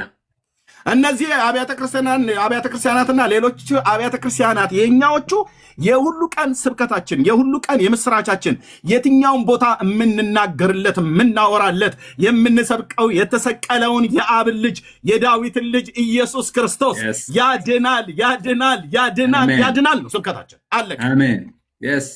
ከዚህ ውጪ ወንጌል የለም ብራዘር። ለዚህ ነው ጴንጤ ተቋምን አይሰብክም፣ ሰብከንም አናቅም። ሎኬሽናችንን ለመናገር ነው እንጂ የተናገርኩት እኔ ሰብኬ አላቅም።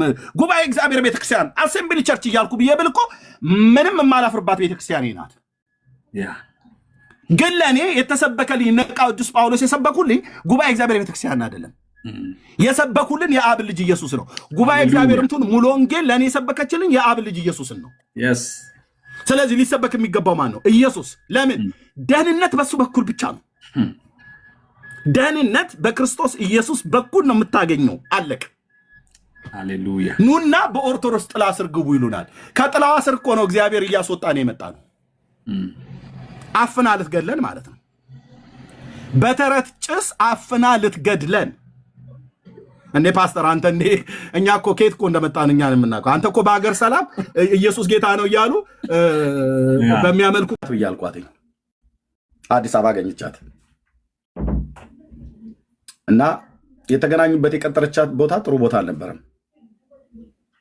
ክፉ መንፈስ ማኒፌስት አደረገ ለዋ ላይ ማለት ነው። ገና ስታያት እኮ ነው ብየምለ ገና ስታያት ማለት ፊቷን ስታየው ነው ብየምለ እና በኋላ ላይ እንደገና ደግሞ አመነጫጭቃ ጣለቻት እና እግዚአብሔር ምሕረት ያርግላችሁ አንዳንድ ሰዎች anyway እና ለጌታ ክብር ይሁን። እግዚአብሔር ይባረክ። ታግዬ ስለሰማኑ ነገር ወገኖች፣ እህቶች፣ ወንድሞች ጸጋ ይብዛላችሁ። ጌታ ይባረክ። ሚሚዬ በዚህ በውስጥ ላይ ቴክስት ብጽፉላት አትመልስም። እንድትመልስም አሁን ጊዜው ስላይደለ አትመልስም። ግን እንደው ኤርጀንት የሆነ ነገር ካለ በውስጥ እኔን ኮንታክት አድርጉኝ፣ አገናኛችሁና ስልኳን ሰጥቻችሁ በውስጥ ታገኟታላችሁ። ቲክታክ ላይ ሜሴጅ ምናምን ነገር አትመልስም። እኔም እንድትመልስ ፈቃደኛ አይደለም። ምክንያቱም በዚህ በጣም ብዙ ሜሴጅ ስለሆነ የሚመጣ ማለት ነው። ዲስኬሬጅ የሚያደርግ በተለያየ ነገር ስላለ አይሆንም። ግን አልኳችሁ ጌታ ኢየሱስን የምታምኑ ወንድሞችና እህቶቼ ካላችሁ የአብ ልጅ ኢየሱስ ዛሬም ይሰራል። በሚሚ ብቻ አይደለም፣ በዳጊም በሁሉም ልጆቹ እግዚአብሔር ይሰራል። አትናቁ፣ አትክፉ። ሰው ማን እንደሆነ አታውቁትም።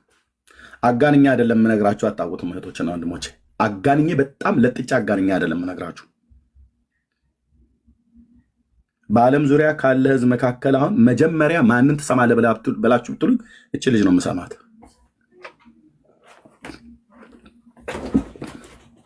እና እግዚአብሔር ሰዎችን ይሰጣል፣ ሰው ግን ሰውን አያውቅም። ሰውን አያውቅም። እንደኔ ከባላገሩ አካባቢ ላይ ነው ያመጣት እና ለጌታ ክብር ይሁን። አንድ ቀን ግን በደንብ በስፒክ ዘ ትሩዝ ተናገር እውነቱን ቴሌቪዥን ላይ ታዩናላችሁ። እኔና እሷን ማለት ነው። የመጀመሪያ ተጋባዥ እሷ ነች የምትሆነው። የመጀመሪያ ተጋባዥ እሷ ነች የምትሆነው። ስፒክ ዘ ትሩዝ ተናገር እውነቱን ቴሌቪዥን ፕሮግራም ማለት ነው። እና ለእግዚአብሔር ክብር ይሁን። ጌታ ይባረክ። ጸጋ ይብዛላችሁ። እሺ መዳንን በተመለከተ እንመለስ ወደ ወንጌል። መዳንን በተመለከተ በክርስቶስ ኢየሱስ አምኖ ሰው ከዘላለም ፍርድ እንዲድን፣ ከዘላለም ሞት እንዲድን እግዚአብሔር ልጁን የሰጠው። ኦኬ አምናችሁ በእግዚአብሔር ልጅ ላይ አምናችሁ ማለት ሚሚ አዳኝ አይደለችም። ልብ በሉ እሺ። ሚሚ አዳኝ አይደለችም፣ ግን እግዚአብሔር በፈውስ ጸጋ አኖይንትድ አድርጎ አስነስቷታል። በቃ በዚህ ነው ያልክ ነው የምነግራችሁ። ሚሚ አዳኝ አይደለችም። ልብ በሉ። ሪያና አዳኝ አይደለችም። አዳኙ ጌታ ኢየሱስ ነው። ጌታ ኢየሱስን የምታምኑት ከሆነ በውስጥ መስመር ላይ ጻፉልኝ፣ ታገኛቸዋላችሁ። ጸልያ ያለ እግዚአብሔር ምሪት አትንቀሳቀስም። ጸልያ ግን መታ አድርግ ያላትን ታደርጋለች። ውጤቱን ታየዋለህ ማለት ነው። አሁን የምትሄደው ወደ ሆስፒታል ለሱ ነው፣ በሱ ጉዳይ ነው፣ ሌላ አይደለም። ኦኬ። ስለዚህ በውስጥ መስመር በእግዚአብሔር ልጅ እመኑ። አዳኙ ኢየሱስ ነው። ሚሚ ነቲንግ ናት። ዳጊ ነቲንግ ነው። ኤርሚያስ ነቲንግ ነው። ማንም ብትሆን ታጉም ማናችንም ነቲንግ ማለት ምንም ልናደርግ አንችልም። እኛ እሱ በእኛ በኩል አልፎ ግን ሲሰራ እኛ የክብር ዕቃዎቹ ነንና በእኛ በኩል አልፎ እግዚአብሔር የሚያድነውን ያድናል፣ የሚፈታውን ይፈታል፣ የሚያስነሳውን ከሙታን ያስነሳል፣ ስብራትን ይጠግናል። አንዷን ብቻ ለሃይላይት ልንገራችሁ። አረብ ሀገራት በሰው ቤት ስለነበረች ማዳም ቤት ነግሬያችኋለሁ። 14 ዓመት ሙሉ ዊልቸር ላይ የተቀመጠ ሰው ነው። አንድ ቃል ተናግራ እግዚአብሔር ተናግሯት በቃ ዝም ብለሽ በአማርኛ ቋንቋ ለእኔ ነገረችኝና በአማርኛ ቋንቋ በጌታ በኢየሱስ ክርስቶስ ስም ብለሽ እጅሽን ትከሻው ላይ ጫኝ ብያልኳት። ሙስሊም ነው። ያ ከመሆኑ ግን በፊት ቤት ውስጥ ግቢያቸው ውስጥ እሷ የነበረችበት ግቢ ውስጥ ይመስለኛል ወይ ጎረቤት አካባቢ ላይ እግዚአብሔር ሁለት ነገር አሳያት። ሁለት እባቦች፣ በህይወት ያለ እባብ ማለት ነው። እና ጥቁሩ ከለር ያለው እባብ ቆሻሻ ልደፋ ስትወጣ እዚህ ማዳም ቤት ዱባይ እኮ ነው ብዬምልህ የአረብ ሀገር ሴቶች ብለህ የምትንቀው ሰውዬ አንተ ተዘፍዝፈህ አውሮፓና አሜሪካ ካናዳ ቁጭ ብለህ ማክዶናልድ እየበላህ እያለ የማዳምን ሩዝ የምትቀቀል ብለህ የምትላት ብረት ድስትና ጭልፋ እያጠበች የልዑል እጅ ከነሱ ጋር እንዳለ አሁንም አረብ ሀገር ያሉ ቅድም እህቴ ተስፋ ነች ቅድም ገብታ ነበር እነገኒ በጣም ብዙዎች ማለት ነው የአረብ ሀገር ሴቶች የምትሏቸው ማለት ነው። እግዚአብሔር ስንቶቹን እንደቀባ አሁን ልጥራ እንኳን ብዬ ብል ከ8 እስከ 10 ልጠራላችሁ እችላለሁ። እላያቸው ላይ የሚሰራውን የልዑልን መንፈስ እኔ ስለማውቀው ማለት ነው። እና እባቡን ገደልኩት አለች የዛን ቀን ማለት ነው። ከዛ ሁለተኛውን ደግሞ እግዚአብሔር ካርቶን ነው ምናምን ነገር የተቀመጠበት እሱ ውስጥ አለ ብሎ አላት የልዑል እግዚአብሔር መንፈስ። ከዛስ ሰውየው ላይ ሄዳ ጌታ ተናግሮኛል አለች። ፈራች። አትፍሪ ሚሚዬ፣ ሂጂና በአማርኛ ቋንቋም ቢሆን በጌታ በኢየሱስ ክርስቶስን ብለሽ እጅሽን ጫኝበት። በእግዚአብሔር ምሪት የተገናኘኑ ከኔ ጋር የተገናኘንበት ነገር ራሱ ያስደንቃል። ራሱ ልዑሉ ልኳት ስለመጣች ነው እኔ ጋር የተገናኘ ነው። እናስ የ14 ዓመት ዊልቸር ላይ የተቀመጠ ሽባ ሰው ብድግ ብሎ ቆመ። ቤተሰቦቹ፣ ሚስቶቹ፣ ቤተሰቡ ልጆቹ ሁሉ ስግደት ይገባሻል ብለው እግሯ ላይ ሊወድቁ ማለት ነው። ኖ በፍጹም ለሚሚ ስግደት አይገባም። ዳጊ ሲዘምር ሙታን ቢነሳ ለዳጊ ስግደት አይገባም። ኤርምያስ ሰብኮ ጌታ ሰዎች ቢቀበሉ በፍጹም ለእኛ ስግደት አይገባም። የ14 ዓመት ሽባ ሰው ከዊልቸር ላይ ሙስሊም የበሰበሰ ተብሎ እንደሚባለው በጣም የለየለት ሀብታም ሰው የለየለት እኮ አልኳችሁ። ዱባይ እኔ ምስክር ነኝ። ይኸው የእግዚአብሔር ሴት እዚህ ቁጭ አድርጌ የምነግራችሁ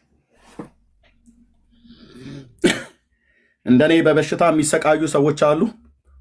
ከፈለግሽ እዚሁ አገር ቤትም ቤት ልግዛልሽ፣ ፐብሊክ ሳናደርገው በድብቅ እየዞርሽ ለጓደኞቼ እንደኔ በበሽታ የሚሰቃዩ አሉ፣ ለእነሱ እንድጸልይልኝ እፈልጋለሁ ብሎ አላት። እያንዳንዷን ነገር ነው የምንመካከረው። ንጉሱ ስላገናኘን እግዚአብሔር ልጅ ማለት ነው። እና ስትለኝ አይሆንም እንዳትቀበይ ሚሚዬ፣ ምንም ሳንቲም እንዳትቀበይ፣ ቤቱንም እንዳትቀበይ፣ በጌታ ፊት እንጸልያለን፣ ከንጉሱ እንጸልያለን። ስንጸልይ ራሱ ይነግርሻል። ስንጸልይ ጌታ ዋጋሽ በሰማይ ነው እንዳትቀበይ አላታ። የይሁዳው አንበሳ የእግዚአብሔር ልጅ ዱባይ ላይ ነው ቤት ልግዛልሽ አላት። ወሽሟት አይደለም፣ ክብር ስላየ ማለት ነው። በቅርብ ነው ያገባችሁ፣ ዓመት ምናምን አካባቢ ቢሆን ነው። በክብር ነው ያገባችሁ። የሴት ንጽህናዋን ሳታስደፍር ነው ያገባችሁ። የዚህን ማወራት እህቴ ነች። የተባረከ ባል የሰጣት ወሽሞ በውሽምነት እኮ ሊያስቀምጣት አይደለም። 14 ዓመት ሽባ ሰው ከዊልቸር ላይ እንደ ፌንጣ ዘሎ ሲነሳ ቤት ልስራልሽ አላት። ኢትዮጵያም እዚህም አይቻልም አለ አባዬ። ቴንኪው። አንዱን የምነግራችሁ አንዷን ብቻ በእነዚህ ዓመታቶች ውስጥ አንዷን ብቻ አልኳችሁ ወንድሞች እናቶች። ምን ልላችሁ ነው? ስንት የእግዚአብሔር ጸጋ ነው በእናንተ ውስጥ የሚገለጠው እህቴ ወንድሜ፣ አንቺ ያ ጸጋ እንዲያድርግ አድርጋችሁታል ወንድሞቼ። ጸጋ እኮ ያድጋል። የተሰጣችሁን ስጦታ እያቃለላችሁ ወይ ሌሎች እያቃለሉባችሁ እንድትቀጥሉ ለምንድን ነው የምትፈቅዱት? ፈልጉት እግዚአብሔርን፣ ተጠጉ እግዚአብሔርን፣ በቅድስናና በጽድቅ ኑሮ ኑሩ። አረብ ሀገር የሄደ ሴት ሁሉ በሙሉ ከወንድ ጋር እየተኛ እንደፈለገ የሚገለሙት መስሏችሁ ከሆነ ተሳስታችኋል እህቶችና ወንድሞች። አረብ ሀገር የሄደ ሴት ሁሉ አልኩ ከወንድ ጋር ራሳቸውን እየሸጡ ምናምን ነገር የሚመስላችሁ ሰዎች በጣም ተሳስታችኋል። እንደዚች አይነት ጀግና ሴት በንጽህና የሴት ንጽህናቸውን ጠብቀው ከባሎቻቸው ጋር ክብራቸውን ጠብቀው ለጌታ የሚኖሩም ጀግኖች አሉ። ወንድሞች እናቶች፣ ልዑል ስሙ ለዘላለም የተባረከ ይሁን። የጸጋ ስጦታችሁን ጠብቁ። የጸጋ ስጦታችሁን ጠብቁ። የተሰጣችሁን የልጅነትን ስልጣናችሁን ጠብቁ። ልጅነትን ጠብቁ። እግዚአብሔር ልጆች አሉት። እግዚአብሔር ልጆች አሉት። እህቶቼና ወንድሞቼ አሁን ራሱ እንኳን አረብ ሀገር ዱባይ ላይ የሚሰሩ ሳውዲ የሚሰሩ ኩዌት፣ ባህሬን፣ ጆርዳን፣ ሊባኖስ የሚደውሉልኝ እህቶቼ በውስጥ የምንተዋወቅ ዝም ብዬ አይደለም። በውስጥ መስመር በቃ እህቴ ተስፍዬ ተስፋነሽ ምናምን ነገር ዝም ብዬ አይደለም። አንቺ ልዑሉ እጅ አለብሽ እኮ ነው ብዬ የምልሽ እህቴ። ያወራኋችሁ በውስጥ የእግዚአብሔርን ድምፅ የእግዚአብሔርን ራእይ አይታችሁ በውስጥ ያወራችሁ ሰዎች ህልማችሁን ራእያችሁን ይዛችሁ አትቀመጡ። ገኒ ያለሽ አይደል? ማነው? ሳራ ነች። ገኒ ሳርዬ ማለሽ ቅድም አይቼሻለሁ።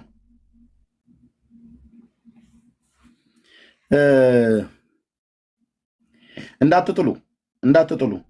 መቅዲ የዱባያ እንዳትቀልዱ። ኦኬ። የተሰጣችሁ ስጦታ እላችሁ ላይ እየተገለጠ ያለው የልዑል እግዚአብሔር መንፈስ አረብ ሀገር ሆነሽ እኮ አልናቅሽም። የአረብ ሀገር ሴት ብለው ይንቃሉ። እንዴት ነው የአረብ ሀገር ሴት ተብሎ የሚናቀው? ሰዎች ወንድሞች እናቶች፣ መቅዲ ዱባይ፣ ሳራ ዱባይ፣ ተስፋነሽ ዱባይ ነው አይ ቲንክ ሳውዲ። በጣም እህቶችና ወንድሞች እንደዚህ በጠራችሁ አሁን አንድ ማት አላችሁ። እናንተ ሰዎች ይኸው ሚሚዬን በቃ ብሎ ሲላት በቃ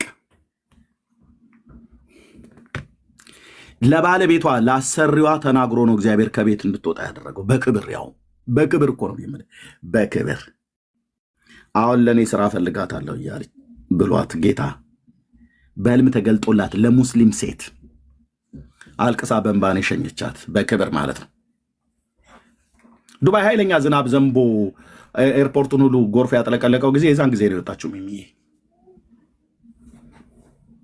ለእኔ እና ለቤቴ እጅግ የተወደደች እግዚአብሔር ሴት ናት። በጣም የተወደደች እግዚአብሔር ሴት ናት። አይ ቲንክ ስልክ ገብቶብሻል ሚሚዬ፣ በውስጥ ደውልሻለሁ። ውረጅና ጨርሽ፣ ችግር የለውም። ኦኬ፣ እንዳትሳቀቅ ማለት ነው። ወንድሞች እናቶች፣ የተሰጣችሁን የጸጋ ስጦታ ችላ እንዳትሉ። በእያንዳንዳችን ውስጥ የጸጋ ስጦታ አለ። እታግዬ ውስጥሽ የጸጋ ስጦታ አለ። ማርታ ውስጥሽ የጸጋ ስጦታ አለ። ኤልሲ ውስጥሽ የጸጋ ስጦታ አለ። መንደሪን ውስጣችሁ የጸጋ ስጦታ አለ። ዳግዬ ውስጥ የጸጋ ስጦታ አለ። ከመዘመር የበለጠ እንደውም ያለፈም ጭምር ማለት ነው። ዝማሬውም ጸጋ ነው። ከዚህም ደግሞ ያለፈ የወንጌል ሰባኪነት፣ የንግግር ጥበብ ሰምተን እኮ አንጠግብ፣ እውነት ለመናገር ማለት ነው። ማን ስለሆነ ግን ዳጊ ቆይ ከሌሎች ሰዎች ሁሉ በምን የተሻለ ነገር ስላለው? በእውቀት ዳጊን የሚበልጡት የሉም አሉ። በእድሜ ጌታን ዳጊን የሚበልጡት የሉም አሉ። በትምህርት ዳጊን የሚበልጡ አይኖ በከፍተኛ ማዕረግ እንደተመረቀ ነግሮናል፣ መስክሮልናል። ግን ከዛ የሚበልጡት የሉም አሉ። ታዲያ ዳጊ ዝማሬው ብቻ ነው እንደሚያምረው? ወንድሞች እናቶች፣ የንግግር ለዛውስ? ወንድሞች እናቶች፣ ማን ይሄንን የሰጠው? ከሱፐር ማርኬት እየሄደ እየገዛ እያመጣ አይደለም እዚህ የሚጠቀመው፣ እግዚአብሔር ነው ስጦታ የሚሰጥ። እና ጌታን ይበልጥ እንጠጋው። ለእግዚአብሔር ክብር ይሁን፣ ለእግዚአብሔር ክብር ይሁን። በጣም ደስተኛ ነኝ። በቅርብ ስለምንገናኝ ታግዬ እንዳልኩሽ ትመጫለሽ ብያለሁኝ። እዚህ ታያታለሽ። ሀኒቾም አንቺም ማለት ነው። ጎረቤት ስለሆንን ቡና አፍልተን እንጠራችኋለን። የ3 ሰዓት የአውሮፕላን በረራ ነው። ትመጣላችሁ። ሚሚን ታያታላችሁ። በአካል እንገናኛለን። በእውነት እናንተ ምስክሮች ትሆናላችሁ። ከዚህ በፊትም ነግሬያችኋለሁ። በትልቅ ስራ እንገናኛለን። ከእግዚአብሔር አፍ ቃል ስለወጣ የአብርሃም አምላክ ስሙ ገናናና ኃያል የሆነው የተፈራው ጌታ ምስክር ነው። እንገናኛለን በብዙ ክብር። የንጉሱ እልልታ በመካከላቸው ነው ተብሎ እንደተጻፈ የንጉሱ እልልታ በመካከላችን ንጉሱ ሲደምቅ እናየዋለን። ኢየሱስ ከፍ ሲል ሲልቅ እኛ ስናንስ፣ ዳጊ ሲያንስ፣ ኤርሚያስ ሲያንስ፣ ሚሚ ስታንስ፣ ፓስተሩ ሲያንስ፣ ነቢዩ ሲያንስ፣ ኢየሱስ ግን ሲልቅ እናየዋለን። ክብር አለ በፊት ለፊታችን ወንድሞች እናቶቼ፣ ክብር አለ። ለዚህ ነው የመንገራገጩ የበዛው። ለዚህ ነው ከፊት ከኋላ ከቅርብ ከሩቅ ውጊያው መጠላለፉ ምናምን ነገር የበዛው። ተሻግረናል ሸለቆውን። ክብር አለ ከፊት ለፊታችን፣ ያውም የወንጌል ስራ ትልቁ ነገር ማለት ነው። እና ለእግዚአብሔር ክብር ይሁን። ቴንኪ ወንድሞቼ። ዳግዬ የሚለው ነገር ካለ መጨረሻ ይበልና ልጆቼም ከመተኛታቸው በፊት 1:25 ደቂቃ ቀርቷል። እነሱን ማጫወት አለብኝ በአባለኛም ጊዜ ስጠን ስለተባልኩ። ዳግዬ የምትለው ካለ በልና እንጨርስ። ወይ ደግሞ የምትቆዩ ከሆነ ነገረ ድነት ላይ የሚወራ ከሆነ ለእናንተ ጊዜውን መተው እችላለሁኝ። ድምፅ እያሰማው መቆየት እችላለሁኝ። ኦኬ። የምወደው ደግሞ አንዱ የምወደው ወንድሜ ደግሞ መጣ። የእውነት የምወደው ማለት ነው። የእውነት እኮ ነው የምወደው። ምን ጥሎብኝ ሆን ብያለሁ። ሮያልዬ እንኳን ደህና መጣ።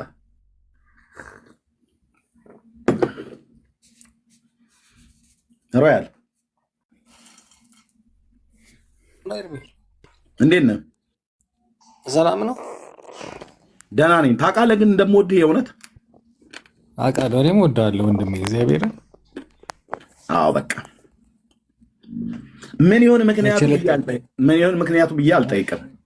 ምክንያቱም ጌታ እንዳደረገው ስለማቅ ማለት ነው። ይሄ ጌታ ልብ ካልሆነ በስተቀር ሌላ ሊሆን አይችልምና ግን በጣም እወድሃለሁ። አንተ የኔ ወንድም ሆነ በክርስቶስ ኢየሱስ በማመን የኔ ወንድም ሆነህ ይሄ እንደዚህ ግብግብ እያለን የምንሰብከውን የጌታን የኢየሱስ ክርስቶስን ወንጌል የምትሰብክ የወንጌል ሰባኪ አድርጎ እንደሚያስነሳ የነገርኩህን ቃል እስኪፈጸም ድረስ ስለአንተ በጌታ ፊት እኔ ጸልያለሁ ማለት ነው። እኔ አሁን አንተ እኮ አላልኩም። እኔ ስለአንተ በጌታ ፊት ጸልያለሁ ነው ያልኩህ። አትጸልያት። አሁን እንደ ልቤ ነው የማወራው። ባለፈው እነዛ ነጫጭባዎች ፊት ተጫውተብኛል። አሁን አገር ቤት ነኝ ያለ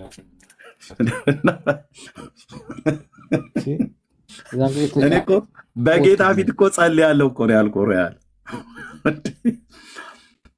ጌታ ምስከ ደግሞ እንደው ፎቶህን ደግሞ ባገኝ ፎቶህን ይህን ሰውዬ ጌታ ኢየሱስ እኔ በተሸነፍኩበት በአንተ ፍቅር፣ ዳጊ በተሸነፍበት፣ ልጆች በተሸነፍንበት በአንተ ፍቅር ልቡን ማርከው የያዘው ብዬ እኔ ሪፖርት ወደ ንጉሱ ወደ ሰማያት ወደ ልዑል እግዚአብሔር ነው የማቀርበው። ጸሎቴም ማለት እኔ ኦልሬዲ በሰላም ነው ቀጥያለሁ አለሁ። ጌታ ይባረካለሁ። ሪያል እያለሁ ተባረክ። አዎ ጠፋሁኝ። ጴንጤዎች ያለ ጴንጤዎች አርጀንቲና ሜሲ እንዳላት ጴንጤዎች አንተ እንዳላቸው አሁን ያወቅኩት። ምንም በቃ ቲክቶክ ላይ ባዶ። እኔ ደግሞ ፎሎ ካረኩት ውስጥ አንተ ስለሆንክ ምንም መተልኝ አታውቅም። ይገርማል። ኧረ ስንት በጣም አሪፍ ነው። አንድ ማት ጴንጤ ያለ እንዳለው አንተ ምን እያለ ኧረ በስመ አብ በር የሉም ጴንጤ አንተን ሊንከባከቡ ይገባል። ማርያምን እንዴ ምንም እኔ እንግዲህ ፎሎ ያረኩት ከጴንጤ አንተን ብቻ ነው። ስለዚህ አንተ ስለምትመጣልኝ እንደሆነ አላውቅም። ብቻ ኤኒዌይስ ደህና ነህ አይደለ ኤርሚ? ደህና ነኝ ሮያልዬ። አዎ ጌታ ይባርክ። ደህና ነኝ ከነ ቤተሰቤ። ትንሽ ጠፋ ብያለሁኝ። በጣም አሪፍ። ምናልባት አሁን ልክ እንደዚህ ትንሽ የተወሰኑ በሰላም ነው ሮያልዬ፣ በሰላም ነው። መጽሐፉን እያነበብክ ነው አይደል? መጽሐፍ ቅዱስ መጽሐፍ ቅዱስ ያው እንደ ድሮ አይደለም አነባለሁ። ምን ላይ ደረስክ እስካሁን? እንደ ድሮ አይደለም። አሁን ዮሐንስንማ አንብቤዋለሁ ከተከትኩት። አንተ ዮሐንስ ይጥማል። ደገምከው? ዮሐንስን ደገምኩት። አሁን የወደድኩት ከሁሉ ዮሐንስ ፊልሙንም ያየሁት ፊልምም ስለሚመስለኝ በጣም ተመችቶኛል። ዮሐንስ ደጋግማ አንብበው። በቃ ከተመቻ ችግር የለውም። ደጋግማ አንብበው።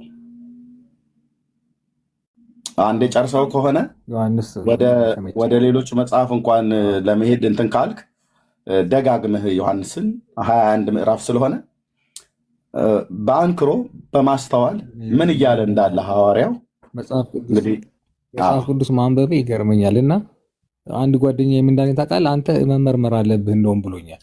የጤንነት ነው ወይ አንተ አሁን መጽሐፍ ቅዱስ ላይ ስታነብ ይገርመኛል፣ ደነገጥኩኝ ብሎኛል። እንዴት መጽሐፍ ቅዱስ ስላነብ ታውቃለህ?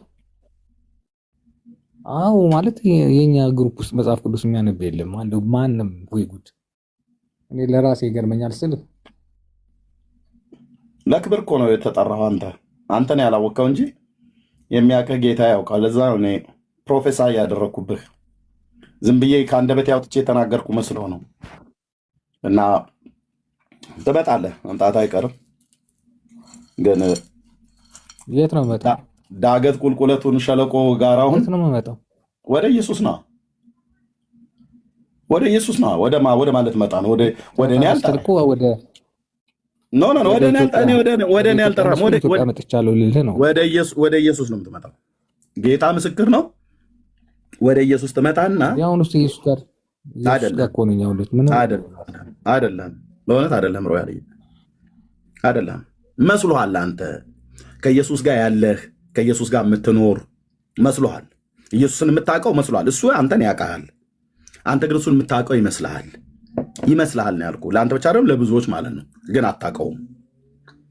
እሱን ማወቅ ማለት በዮሐንስ 17:3 ላይ እንደሚናገረው እውነተኛ አምላክ የሆንክ አንተን የላከውንም ኢየሱስ ክርስቶስን ያውቁ ዘንድ ይህች የዘላለም ሕይወት ናት ይላል። ኢየሱስን ማወቅ ማለት ያውቀዋለሁ እንደ እግዚ ነው ብናህ ኢየሱስ ክርስቶስ እንደማለት አይደለም። አዎ አውቀዋለሁ ኢየሱስ ጌታ ነው እንደማለት አይደለም። ማወቅ ማለት ኢየሱስን ያወቀ ሰው ምን ይሆናል? ምን ያገኛል? መጽሐፉ በዚህ ጉዳይ ላይ ምን ይላል? ኢየሱስን ያወቁ ሰዎች ህይወታቸው ምን ይመስላል? ከሞት በኋላ ስላለው ህይወታቸው ምን ያህል እርግጠኞች ይሆናሉ ብሎ የሚለው ማለት ነው። ስለዚህ መምጣት አይቀርም ብዬ የምልህ ልክ ነው። በጣም ብዙ እኔ አንተን ሳስብ አንዴ ደንበር ሲቲ ላይ እየሰራው በነበረበት ሰዓት ላይ አንዲት እህት ነበረችና ወንጌል እንደዚህ ሰብካቸው ነበረ። ከዚህ በፊትም ተናግሬያታለሁ። እሷን እህት እና ወንጌል ሰብካቸው ነበር። ባይዞ እዛ መስሪያ ቤት ነው ደሞዜ ተከልክሎ 2 ጊዜ ተከስሼ ሳሚ ይባላል። አጭር ጠይም የማህበረ ቅዱሳን አባል ነው፣ የኦርቶዶክስ እምነት ተከታይ። ከሱ በላይ የነበረው ወንደሰን ይባላል። የወንጌል ብርሃን ቤተክርስቲያን ደህንነት ትምህርት ውስጥ ያስተምር ነበረ ወንደሰን የሚባል እሱ ዋናው ከላይ ሆኖ፣ ሳሚ ደግሞ ከሱ በታች ያለ አስተዳደር ነበርና ይሄ ኤርሚያስ ወንጌል ይሰብካል ምሳ በምንበላበት ቁርስ በምንበላበት አካባቢ አላስቀምጣለን ብለው እነ ፍሬ ነው ምናምን ነገር የሚባሉ ሴቶችና ሌሎችም ሆነው ተሰብስበው ሄደው ከሰሱ። ጠራኝ ቢሮ። ቤቱ የስራ ቤት እንጂ የወንጌል መስበኪያ ቤት አይደለም ገብተዋል አለኝ። አይ በስራ ደግሞ ማንም አያማኝ፣ ራሱም ያውቃል። ብርቱ ነው የሚለኝ ሲጠራኝ፣ ራሱ ብርቱ ነው የሚለኝ ሳሚ ራሱ ማለት ነው። በስራ እንደዚህ አልምጥ አይደለሁም፣ ሲሪየስ ነኝ። ከእኔ ጋር ስራ አብረህ ከቆምክ የሆነ አወታትፌ እሰራለሁ ብለህ ካልክ እጣልሃለሁ። ማንም ማለት ነው። የምር ነው የምሰራው ነገሮችን ሁሉ የእውነት የምር ነው የምናደርገው። እና ከሰሰኝና እኔ ስራዬን አልበደልኩም። ምሳ ሰዓት የምንገናኝበት ቁርስ የምንበላበት ቦታ ላይ ሲገናኙ ስለ አርሰናል፣ ስለ ማንቸስተር፣ ቼልሲ ስንት አስገባ ዛሬ እውነትን ነው ቶተንሃምስ ሳተ ምናምን ነገር እያሉ ያወራሉ። ስለ ኢትዮጵያ ፖለቲካ ያወራሉ፣ ስለ ኢኮኖሚ ያወራሉ። እንትናን አወጣኋት ላወጣት ነው አወጣሁት እያሉ ያወራሉ። እኔ ደግሞ አወጣኋትም ብዬ የምለው ነገር የለኝም። ቼልሲም አርሰናል ማንቸስተር ምናምን ነገር ብዬ አልልም። የማንም ደጋፊ አይደለሁም። ኳስ ጥሩ የተጫወተ ሰው ያለውኝ ጥሩ ለተጫወተ ሰው ምናምን ነገር ነው የማደርገው ማለት። ስለዚህ እኔ ደግሞ አሁን እንዳሁን የነካኝ ሰዓት ያኔም ነክቶኛል። ስለ ጌታ ስለ ኢየሱስ ክርስቶስ እናገራለሁ። ደንበል ህንፃ የአቶ የምሩ ነጋ ነው። እሳቸው ደግሞ ጴንጤ እንደሆኑ ይታወቃል። እሳቸው ጴንጤ ስለሆኑ አይደለም፣ ጴንጤ ቤት እዛ ድርጅት ውስጥ ስላለው አይደለም መስበክ ሞራሌ ወይ ደግሞ መንፈሴ የተነሳሳው የትኛውን ቦታ የምሰብከው ነው። ስለዚህ ምሳ ቦታ ላይ ቁርስ ቦታ ላይ እኔም ተራ ሲደርስ እነሱ አወጣሁት ምናምን ነገር ተብሎ ሲባል እኔ ደግሞ ጌታ ኢየሱስ ይወዳቸዋል ብዬ በእርሱ የሚያምን ሁሉ የዘላለም ሕይወት እንዲኖረው ብዬ ቀጠለ ጀመረው። እንግዲህ ደግሞ እኔ እነዚህ ጴንጤዎች ሲያስጠሉ ምናምን ነገር ይሉ ነበር እና በዚህ መካከል በተናጥልም በህብረትም ወንጌል ሰብኪያቸዋለሁ። ለዛ ነው ቢሮ ሄደው የከሰሱኝ ሳሚ ጋር። አንዲት ጠይም ልጅ አሁን ስሟን የረሳኋት ልጅ አንዴ ምን አየች? ህልም አየሁ አለችኝ። በጠዋት ላይ መታ የጠዋት ገቢ ነበርና ህልም አየሁ አለችኝ። ምን አየሽ አልኳት። ትልቅ ተራራ ላይ ቆመህ ለብዙ ህዝብ ወንጌል ትሰብካለና ትልቅ ተራራ ላይ ሆነህ እጅን ወደታች አድርገህ እኔ ወደ ተራራ ወደ አንተ ለመምጣት እፈልጋለሁኝ፣ ግን እወድቃለሁ፣ እነሳለሁ፣ እወድቃለሁ፣ እነሳለሁ፣ እወድቃለሁ፣ እነሳለሁ። ወደ ተራራው ጫፍ ላይ መውጣት እፈልጋለሁ። ደስ የሚል ነገር እዛ ይታያል። በርቀት ነው የማየው እና መውጣት እፈልጋለሁ፣ ግን አልቻልኩም። እና እጅህንም ራሱ እንደዚህ ልከህ ልታወጣኝ ትፈልጋለህ ወደ ላይ፣ ግን አልሆንም። እና በዚህ መካከል ነቃው እና ተራራውን እንዲህ አይነት ህልም አይቼ አላቅም። ምንድነው አለችኝ። ክብረት የሚባል ወንድም እዚህ ካለ እሱ ምስክር ነው፣ እዛ ስላለ ማለት ነው። በወቅቱ ስለነበረ ልጅቷን ያውቃታል። ጠይም ወፍራም ልጅ ነች። እና ምን አልኳትኝ? አየሽ አልኳት። አዎ እንግዲህ የኦርቶዶክስ እምነት ተከታይ ነች፣ ልብ በሉ። አየሽ አልኳት። አዎ አለችኝ። ህልም አየሽ እንዴ? በጣም በእውነት በጣም ነው የሚገርመው። እንደዚህ አይነት ህልም አይቼ አላቅም አለች። የተራራው ማማር፣ ተራራው ላይ ያለው መንፈስ ደስ ሲል፣ ከላይ ደግሞ አንተ ያለህበት አካባቢ አለችኝ። ኦኬ እንግዲህ ትርጉሙ ይሄ ነው። ምንድን ነው ብላ ስትለኝ ትርጉሙ ይሄ ነው አልኳት። ተራራው የእግዚአብሔር መንግስት ነው አልኳት። ተራራው የእግዚአብሔር መንግስት ነው። እኔ ያለሁበት ያ የእግዚአብሔር መንግስት የክርስቶስ መንግስት ነው። ወደ እኔ ልትመጪ ነበር አይደል የፈለግሽው አልኳት። አዎ። እሷ ግን እየወደቁ እየተነሳው አልቻልኩም አለች። ይሄ ማለት ምን ማለት እንደሆነ ታውቃለህ? ወንጌል ነግሬያት ጌታን ተቀባይ ብያት ነበረ፣ ለእሷም ለሌሎቹም። ኧረ እኔ ልክ አሁን ሮያል እንደሚል ማለት እኔ እንደው ኪዳነ ምሕረት ምስክሬ እግሬን ይስበራው አንገቴን ይቁረጠው አንገቴን ይጠምዝዘው ነው የምትለው። ጌታን ብትቀበይ ይሻልሻል፣ ለአንቺም ለአንተም ለእናንተም ብዬ ነግሬያቸዋለሁ በሙሉ። እና እንደዚህ እያለች ስትማር ስትገዘት ነበር ማለት ነው። እና ምን አልኳት? ጌታ ሳይቶሻል ወደ እግዚአብሔር መንግስት መጨረሻ ላይ እንደውም ወጣሁ ነው ምናምን ነገር አለች ይመስለኛል። እና አልኳት ወደ ጌታ መምጣትሽ የማይቀር ነው። ለምን?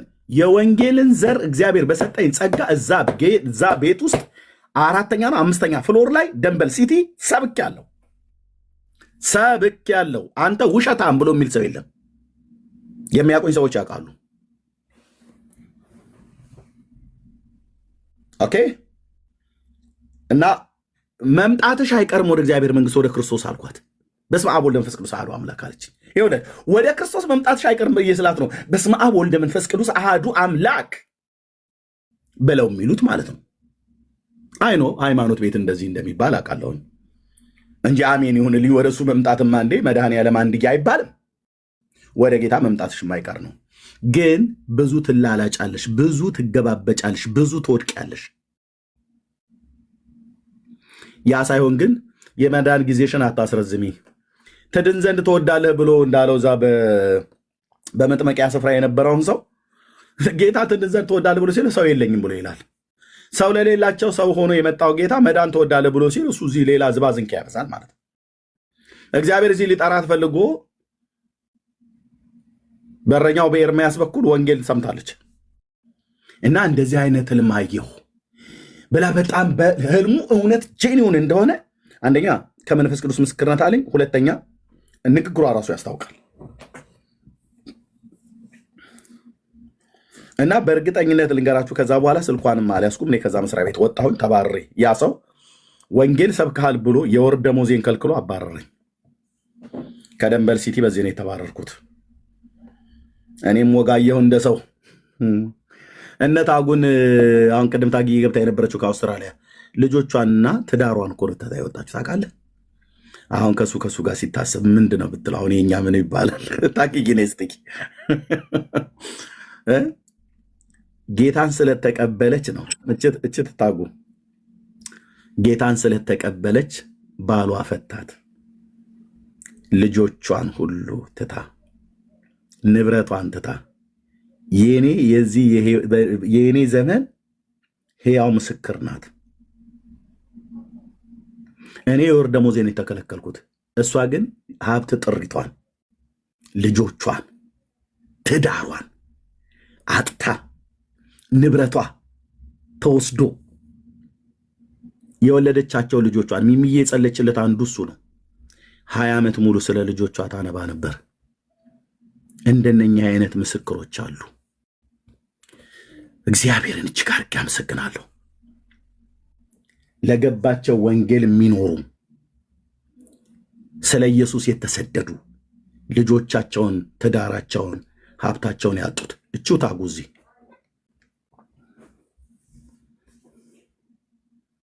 እኔ የወር ደመወዜን አባረሬ ብያውን እኔ እዚህ ለስሟ ማስጠሪያ ቁና አሰፋች እንደሚል ያገሬ ገበሬ ጉራዬን አልቸረችርም። የወር ደመወዜን ግን ከልክሎ አባሮኛል ከስራ ቦታ። ውጣ፣ ይሄ መስመኪያ ቤት አይደለም ማለት።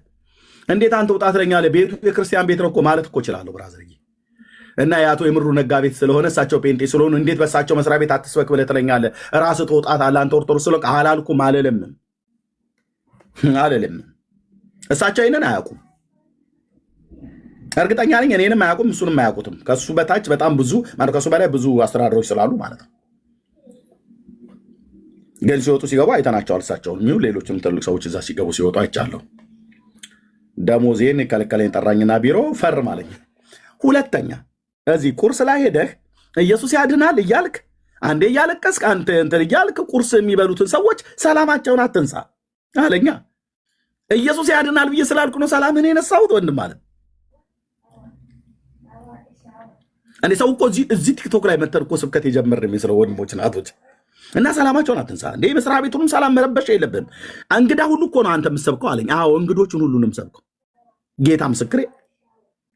ይኸውልሽ እህትዬ እግዚአብሔር ይባረክ፣ መልካም ምሳ መልካም ቁርስ ምናምን ብያቸው እቀጥላለሁ።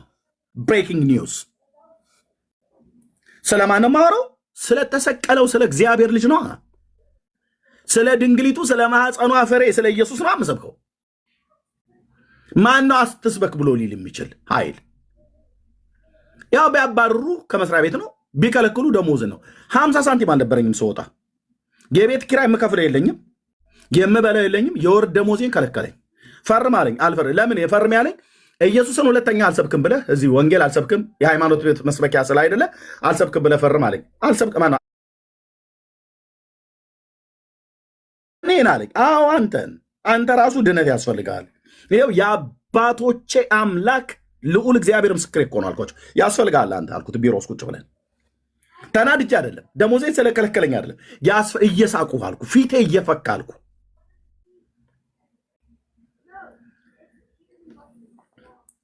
ፊቴ እየፈካ አልኩ። ያስፈልግሃል ሳሚ አልኩት። አቶ ሳሙኤል ለአንተማ ያስፈልግሃል። ጌታ ኢየሱስ እኮ ለሰው ልጆች በደልና ኃጢአት ነው የሞተው። በእርሱ የሚያምን ሁሉ የዘላለም ሕይወት እንዲኖረው እንጂ እንዳይጠፋ እግዚአብሔር አንድያ ልጁን እስኪሰጥ ድረስ ዓለሙን እንዲወዷል ተብሎ ተጽፏል። በዓለም ውስጥ ካሉ ከተወደዱት አንዱ የአዳም ዘር አንተ ነህ። ክርስቶስ ለኃጢአተኞች ነው የሞተው፣ አንተም ኃጢአተኛው አንተ ነህ። በስሙ ብታምን የኃጢአትህን ይቅርታ አግኝተህ የእግዚአብሔር ልጅ ተብለህ ትጠራለህ። ይሄ መዳን ወደ አንተም እንዲደርስ ነው ብዬ ቢሮ ላይ ቁጭ ብዬ ማንም ምስክርነት በሌለበት ኢየሱስ ብቻ ጌታዬ እየሰማኝ ነገርኩት። ደሞዝን ቆርጫለሁ። የመስሪያ ቤቱን ሕግ አላከበርክም። እዚህ ቤቱ የወንጌል መስበኪያ ቤት አይደለም፣ የሃይማኖት መስበኪያ ቤት አይደለም። ሰምተናል። አንተ ሰራተኞቹን ብቻ አይደለም እኮ የአንተ እኮ ድፍረት እንግዶቹን ሁሉ ነው የምትሰብከው አለኝ። እና ታዲያ ሊስተናገር የመጣ ሰውዬ ሁሉ ኢየሱስን ሰምቶ መሄድ አለበት። አክብሬው ማለት ነው። ጋሼ ብዬ የምላቸውን ጋሼ፣ አቶ ብዬ የምላቸውን አንቶ፣ ክቡር ብዬ የምላቸውን ክቡር፣ እማሆይ ብዬ የምላቸውን እማሆይ ብዬ ግን ተናግሬ አውቃለሁ። ነውር ነው እንደ ኢየሱስን መናገር? ምን አልከኝ ወንድም አለ? ነውር ነው እንዴ ስለ አንድ መነኩሴ ስለ ኢየሱስ ክርስቶስን መናገር? ነውር ነው እንደ አንድ ስለ ትልቅ የሀብታም የዚህ ዓለም ገንዘብ ያለው ሀብታም ሰው መጥቶ እዛ ቢስተናገድ ለእሱ ወንጌል መንገድ ነውር ነው እንዴ? በተለይ ደግሞ አንድ ለአንድ ጊዜ መተስቀመጡ በጣም የሚመቻቸኝ አልኩ። ማህሙድ አህመድ ብቻ ነው ያመለጠኝ ከኃይሌ ገብረስላሴ ጋር እንደ የመታው ማለት ነው። ሌሎችም ሰዎች መጡና ከበቡ። ጀማ ሆነ። አየህ፣ ጀማ ሆነ። ኃይሌን በግል ባገኘው ነግረዋለሁ። ኃይሌ ሻለቃ ኃይሌ ገብረስላሴ ማለት ነው። ለምን እንደማይነገረው ወንድም አለ ኢትዮጵያዊ ጀግና አትሌታችን መሆኑን ሪስፔክት አድርጌ፣ ግን የውልህ ሻለቃ ኃይሌ ገብረስላሴ ጌታ ኢየሱስ ለአንተ ያስፈልግሃል ብዬ እንድናገረው የሚከለክለኝ ኃይል ማን ያለው ነው እኮ ብዬ የምለው። ግን ታዋቂ ሰዎች ስለነበሩ አብረው መጡ። ብዙ ሰዎች አብረዋቸው ነበሩ። እዚህ በዘመኑ የነበሩትን የመንግስት ባለስልጣናት እነንትና ብዬ ብልልህ አንዳንዶቹን ተው ስልህ ተው እኮ ማለት ተው ማለት ነው። አንተ ኢየሱስ የማይነገርበት ቦታ የማይነገረው ሰው የለም። በክርስቶስ ኢየሱስ ወንጌል የማልደፍረው ሰው የለም ማለት በመናገር ማለት ነው።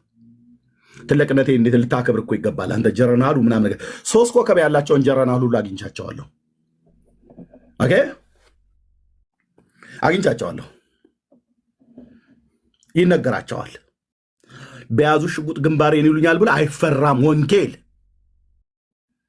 ኢየሱስ የትኛውም ቦታ ላይ ይወራል። ደሞዜን ቆረጠው። ወጣ አስረክበው ወጣ አለኝ።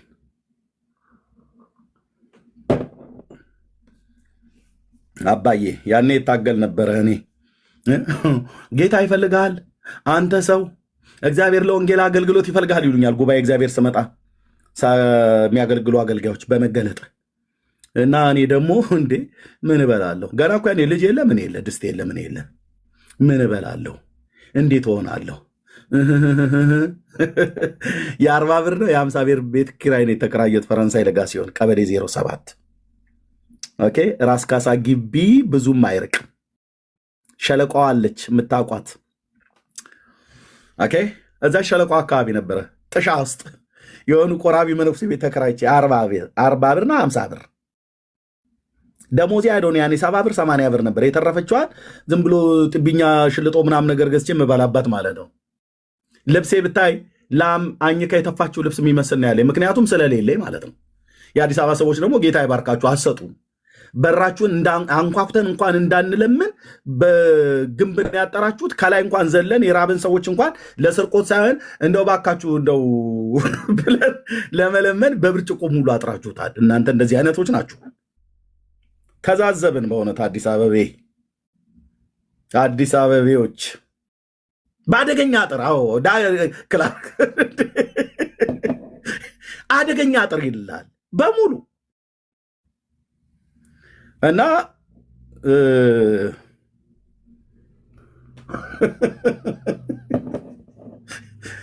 እርቦኝ ወንድሞች እናቶቼ ስራ በነበረኝ ሰዓት ላይ የገዛሁት ልብስ ነበረ። ጌታ ለአገልግሎት ሲጠራኝ ስወጣ እርቦኝ ለቆራሌ የሚያምር ሱፌን ሸጫለሁኝ። ቆራሌው የሚገዛኝ አጥቶ ማለት ነው። እርቦኝ ለምን አሰራም? ከስራ ቦታ ነው ጌታ ይጠራኝ እፈልጋለሁ ብሎ ማለት ነው።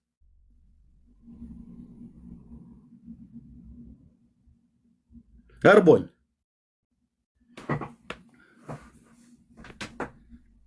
እኔ ገና ገጠርም ሰው ስለሆንኩ ብዙ አሁን እንደዚህ እንደ ዛሬ ባውቀው ነበር ዳጊም ባውቀው ኖሮ እንደምንም እጁን ጠምዝዤ መኪናውን እቀበለው ነበር። እሱ በማርቸሪስ ነው ምናምን ነገር ነበር የሚመጣው እዛኛ ቸርች ሲመጣ። ቦርጩ ልነግራቸው አልችልም፣ ውፍረቱ የዳጊ ማለት ነው። ያኔ ያው ገልብጣቸው አንብቦት እነሱን እንኳን ተጠግቼ እንዳልጠይቅ የኔ ፍርሃት ማለት ነው። እርቦኝ ዳግዬ ቀጭ ነው፣ ግን እንደዚህ እንደ ቀጭነቱ አይደለም ብራዘርዬ። ዘኪዮስ አጭር ሰው ነበር አሉ። ልክ ነው፣ አጭር ሰው ነው። ግን አጭር ሰው እንደመሆኑ ብቻ እንዳይመስል በጣም ባለ ሀብት ነው። ዘኪዮስ በጣም ሀብታም ሰው ነው። ቀረጥ የሚቀርጥ ነበር ለሮማውያን ቄሳር። ዘኪዮስ ወይ ፈጥነህ ውረድ፣ ዛሬ በቤት ውል ዘንድ ይገባሃል ብሎ ያለው ሰውዬ እንደ ቁመቱ ማጠር እንዳይመስልህ ነበረው። ጨላ ነው ገንዘብ ምናምን ነገር ማለት ሮያል እንደሚሉት። ዳግኝም እንደ ቅጥነቱ አልነበረም እና መኪና ያንከባለለ ሲመጣ አውቀዋለሁ። ያኔ አሜሪካ ሲገባ አይደለም መኪና መንዳት የጀመረው። እነሱ እንኳን እንዳልጠይቅ ፍርሃት ሸብቦኝ ማለት ነው። አየህ በጠኔ ልንሞት በጠኔ እኮ ልንሞት እኮ ነው የምልህ። ጌታ ይባርክ ምለህ ትላለህ አንተ። ጌታ ይባርክ ትላለህ። ሳንቲምን ስጥ። አጠገብ ቸርች ውስጥ ያለ በጣም ብዙ ሰው አለ። እኔስ ያንን ዘመን አለፍኩትኝ። ያን ዘመን አለፍኩት። ጮርናቄ የሚገዛልን አተን ማለት ነው። እና ልብሴ ይሸጫለሁ። የሚያማምር ሱፍ አልኩ በገዛሁት ዋጋ ግማሹን እንኳን የማይሞላ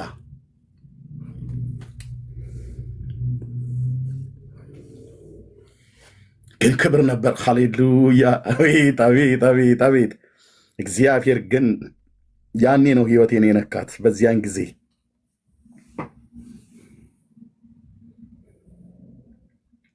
እና ወንጌል ይሰበካል። የትኛውን ቦታ ላይ ወንጌል ይሰበካል። ወንጌል ይሰበካል። ወንጌል ይሰበካል። እኔ ስጨቃጨቅ በሄድኩበት ጉባኤ እግዚአብሔር ለወንጌል አገልግሎት አንተ ሰው ይፈልጋል ውጣ ይልሃል እግዚአብሔር። ውጣ ይልሃል እግዚአብሔር። ውጣ ይልሃል። ሙሉ ወንጌል ሲሄድ ውጣ ይልሃል እግዚአብሔር። ና ውጣና አገልግለኝ ይልሃል እግዚአብሔር። ቃለ ሕይወት ሲሄድ ውጣ ይልሃል። መሰረ ክርስቶስ ሲሄድ ውጣ ይልሃል። እፈልገዋለሁ ይለኛል ይህን ሰው እያሉ ማለት ገስት ሃውስ እንኳን ለጸሎት ገብቼ ይኸው እነ መምህር ጌታቸው ምትኩ ምስክሮች ናቸው። እነ መርጌታ ጽጌ ደብረ ዘይት ሄደን በተሐድሶ አገልግሎት ውስጥ አንድ ማን ነው አህመድ የሚባል ከወሎ አገር ነው የመጣው፣ ደሴ ወይ ኮምቦልቻ ምናምን ነገር፣ አለምነህ ጀንበሩን ያውቀዋል። እሱ መጥቶ ሊያገለግለ ይኸው እነ ጌታቸው እነ መርጌታ ጽጌ እነ መርጌታ ሙሴ ምስክሮች ናቸው። ማና አንተ ጥግ ላይ የተቀመጥከው ሰውዬ እግዚአብሔር ለወንጌል አገልግሎት ይፈልጋል። ይህን ሰውዬ ቢሮ እንዳታስቀምጠው አለው ጌታቸውን። ትምህርትና ስልጠና ክፍል ነበርኩኝ ከነቀሲስ ብርሃኑ ጋር። ቴዲ ያውቃቸዋል። እውነት አርነት ያወጣል ያውቃቸዋል እነዚህን አገልጋዮች። ይኸው አልዋሽም። በመዋሸት ሰይጣንን አላገለግለውም። እኔ ክርስቶስ አገልጋይ ነኝ። ውጣ ይሄ ሰውዬ ቢሮ እንዳታስቀምጡት አለ። መጡ ቢሮ እንዳታስቀምጡት እግዚአብሔር ለወንጌል አገልግሎት ይፈልገዋል አላለም። ሰውየው ከእስልምና ሃይማኖት የመጣ ሰው ነው። አይቲም መካኒስ ቤተክርስቲያን ምናምን ነገር የሚያገለግል ነው። በጣም ግን የእግዚአብሔር ክብር ያለበት ሰው ነው። መጥቶ እንደዛ ብሎ ውጣ ይልሃል። በየሄድኩበት ውጣ ይልሃል ነው። እኔ ደግሞ ምን እበላለሁ? የቤት ኪራይ ምን እከፍላለሁ? ዘመድ የለ፣ ሚስት የለ፣ ድስት የለ። ያኔ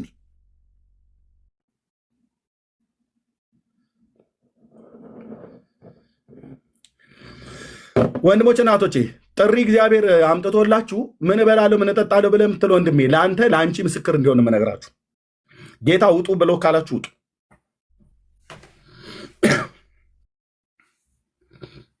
ውጡ ካላችሁ ውጡ።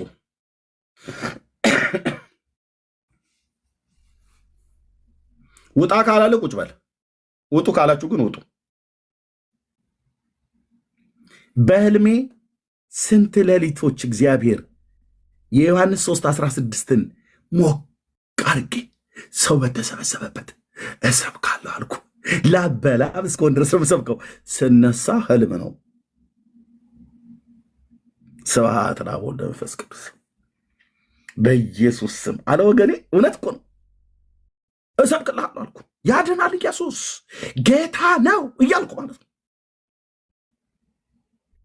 ደግነቱ ማማን ያኔ ስላለገባዋት እንጂ በዛ መወራጨት እውነት ሰውነት የተንቀሳቅሶ ቢሆን አፍንጫዋን ማንጋጭለዋን ሁሉ ብዬ ልጠላት እችል ነበር። ሚስቴን አጠገቤ ስለምተኛ እንዳሁኑ ቢሆን ያድናል ጌታ ነው እያልኩ አንድ ማት ህዝብ እሰብክልሃለሁ በሌሊት በህልም። ስነሳ ህልም ነው። ስነሳ ህልም ነው። ስነሳ ህልም ነው። አሁንም ስነሳ ህልም ነው። ጌታ ደጋግሞ መናገሩ ውጣ እያለኝ ነው። እኔ ታባት ያቅልሃለሁ በነ ፓስተር ፋሲል በኩል እየነገረኝ፣ በነ ወንጌላዊ ስንታየሁ ተስፋዬ በኩል እየነገረኝ፣ በአገልጋዮች አሁን በነ መድን በኩል ቀጠና 2 ሙሉ ወንጌል እየነገረኝ፣ እኔ ገና ያው ልቆምጬ ሆንኩ እንዳያቆነኝ ምንም ብዙ ገና እንትን አላልኩም። ግን ጌታ ስትለኝ በቃ ከተቀመጥኩበት ነው የምነሳው። ከተቀመጥኩበት ነው የምነሳው። ኢየሱስ ስትል በቃ አይሆንልኝም። ጌታ ብዬ ስነፈርቅ ነው የምታገኘኝ ወድቄ ማለት ነው።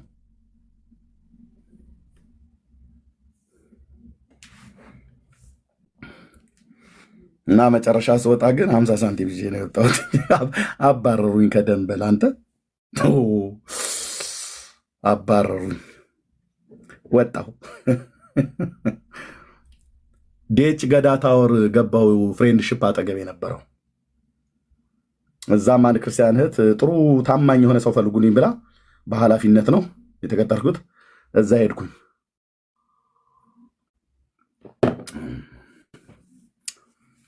እዛ ገባው በኃላፊነት አስተዳደር ማለት ነው። ገባው። እዛም ስራ ጀመርኩ። ከእሷ ጋር በጽድቅ ጉዳይ ተጣላን። ባለፈው እንደነገርኩ ማለት ነው። የሰራተኞችን ደሞዝ ስትቆርጥ አትቆርጭም አልኳት። ነግራቸዋለሁ ከዚህ ፊት። ለምን የሚገባውን ነገር እነሱ ለጠፋ ዕቃ ለማካካሻ ገንዘብ የሚበቃ አስቀምጠዋል። ለልጆችሽ መዓት አታቆይ አልኳታ። ብራዘርዬ ድምፄን አልቀይም ምናምን ነገር አለ። መልዕክት ሲያመጣ መዓት አታቆይ እልሃለሁ። ያለ ጽድቅ የምትሰበስቡት ገንዘብ ከእጅ ላይ አመድ ነው የሚሆን፣ የሚበተነው ይጠፋል። መዓት አታቆይ ስለ ልጆችሽ እህቴ። የሚገባውን ነገር አድርገዋል። እነዚህ ልጆች ቀኑን ሁሉ ጎብጠው ውለው ሰርተው ደሞዛቸውን ይዘው መግባት አለባቸው። በዕለት ከሚያገኙት ቲፕ ሰዎች ከሚሰጧቸው ነፃ ስጦታ ገንዘብ እየተጠራቀመ ለሚጠፋው ዕቃ ማካከሻ ይሆን ዘንድ አድርግ ብለሽኝ ያው ገንዘብ ተሰብስቧል። ያ በቂሽ ነው ዕቃውን ለመሙላት። መዓት አታቆይ አልኳት። ሃይላንድ ውሃ በንዴት ነው ፊት ለፊት የጠጣቸው። 500 ነው 600 ሚሊሜትር የሚሆን ሚሊሜትር ነው ምናምን ትሉት ይቻላል። ቡትሌው ሃይላንዱ ማለት ነው የስ ነው ምናምን ነገር ሮያሉን የስ ብቻ አይዶን ግን ፊት ለፊቴ ስጠጣ አውቃለሁ። በንዴት ማለት ነው። ምን ያበሳጫል? ጴንጤ ሆና ማለት ነው። እንዴት እንዲህ ትላለህ? እኔ ምንን ነገር ዩኒፎርሜን አስረክበኝ አውልቄላት። ጻድቁ ኢየሱስ ጌታ እኮ ነው። ጥቼ እጣላለሁ በጽድቅ ጉዳይ። አታጭበረብርም። እኔም አላጭበረብርም። የተጠራኑ ለጽድቅ ኑሮ ነው። የተጠራኑ ለቅድስና ኑሮ ነው። ኢየሱስ ጌታችን ነው። በእውነት ነው የምናደርገው። ከዛም የወር ደመወዜ ሳይሰጠኝ ነጋቲ ብለው ንካዋሉኛ። ከዛ የመጨረሻዬ ቤት ፎርቹን ካፌን ስንት ሰው ያውቀዋል? ቦሌ ድልድይ ፊት ለፊት ላይ ማለት ነው። ስንት ሰው ያውቀዋል? ፎርቹን ካፌ ፎቶ ወንደሰን አጠገብ ነበር የነበረው። እዛ ደግሞ ገባው። አይ ቲንክ ከፎርቹን ካፌ ጎን ፎርቹን ካፌ ወይ ፎርቹን ካፌ ጎን ያለ ስሙን አሁን ትባለው። እዛ ገባው። እሱም የኦርቶዶክስ እምነት ተከታይ አማኝ ነው። ጥሩ ሰው ፈልጉልኝ ታማኝ ሰርቶ የሚያሰራ ብለው እዛ ኧረ አንድ ሰው አለልህ ደረቅ ጴንጤ ነው ግን ብለው አሉት እና ጠራ። ይሁን ብሎ ጠራኝ። በስራ ታማኝነት ማምታታት የሚባል ነገር የለም። የምን ማምታታት? እስትንፋሴን ይውሰደው እግዚአብሔር እኮ አልኩ። ጊታር ነው አዶ ነው ጊታር አልነበረም። እኔ የመጀመሪያ ግን ከፎቶ ወንደሰን አጠገብ ነው ቴዲዬ። ፎቶ ወንደሰን ቦሌ ድልድይ ጋር የነበረው ህንፃው ላይ ከመምጣቱ በፊት አይ ቲንክ ህንፃ ተሰርቶ ህንፃው እኔ ገና ልመጣ አካባቢ ላይ ገና ብዙም አላለቀም መሰለኝ ወይ አልቆ ነበር። ከመሬቱ ላይ ያለው ነው ፊት ለፊት ላይ ማለት ነው። አሁን ፈርሷል። አዎ እንደዛ ነው ፈርሷል። ከዛ የቀድሞቹ የቦሌ ቁጠባ ቤቶች የሚባሉት እሱ ውስጥ ነበር የነበረው። ይኸውልህ እሱ ቤት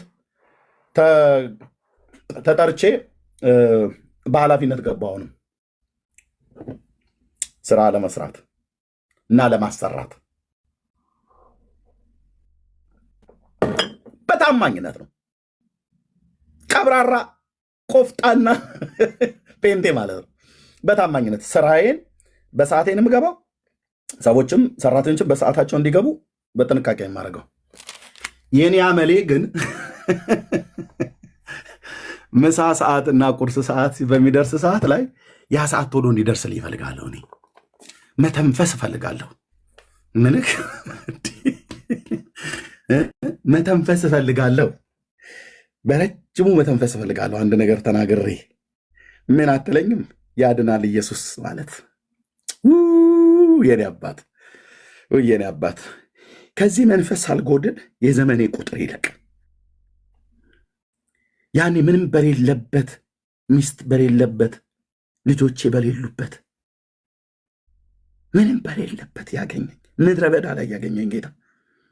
እናንተ ጌታ እኮ አይንካ። ሲነካ እኮ ጌታ አይንካ አይባልም ሚንካ እንጂ ጌታ እኮ ሲነካ ለዘላለም ነው እኮ በቃ ሚነካ። እና የምሳ ሰዓትና የቁርስ ሰዓት ቶሎ እንዲደርስልኝ ነው የምፈልገው። ምክንያቱም ሰራተኞች እዛ ይሰበሰባሉ እና እነሱ እንግዲህ ያው ወያኔ፣ ሻቢያ፣ ኦነግ፣ ፋኖ፣ ጋኖ ሲሉ ወይ ደግሞ አርሰናል፣ ማንቸስተር እንትና አወጣት፣ አወጣችው፣ አውጥተናት፣ ላወጣት እያሉ ሲሉ እኔ ደግሞ የኔ ውስጤ የሞላውን ኢየሱሴን ለማውራት ነው ያችን ሰዓት የምጠብቀው። እንደዛ እያልኩ ወንጌል እሰብክ ነበር። ወንጌል ነግራቸው የመጀመሪያ እዛ መስሪያ ቤት ጌታን የተቀበለው ሰው የጉራጌ ሀገር ተወላጅ ነው፣ ሙስሊም ነው። አይ ቲንክ የስልጤ ተወላጅ ነው፣ ሙስሊም ነው።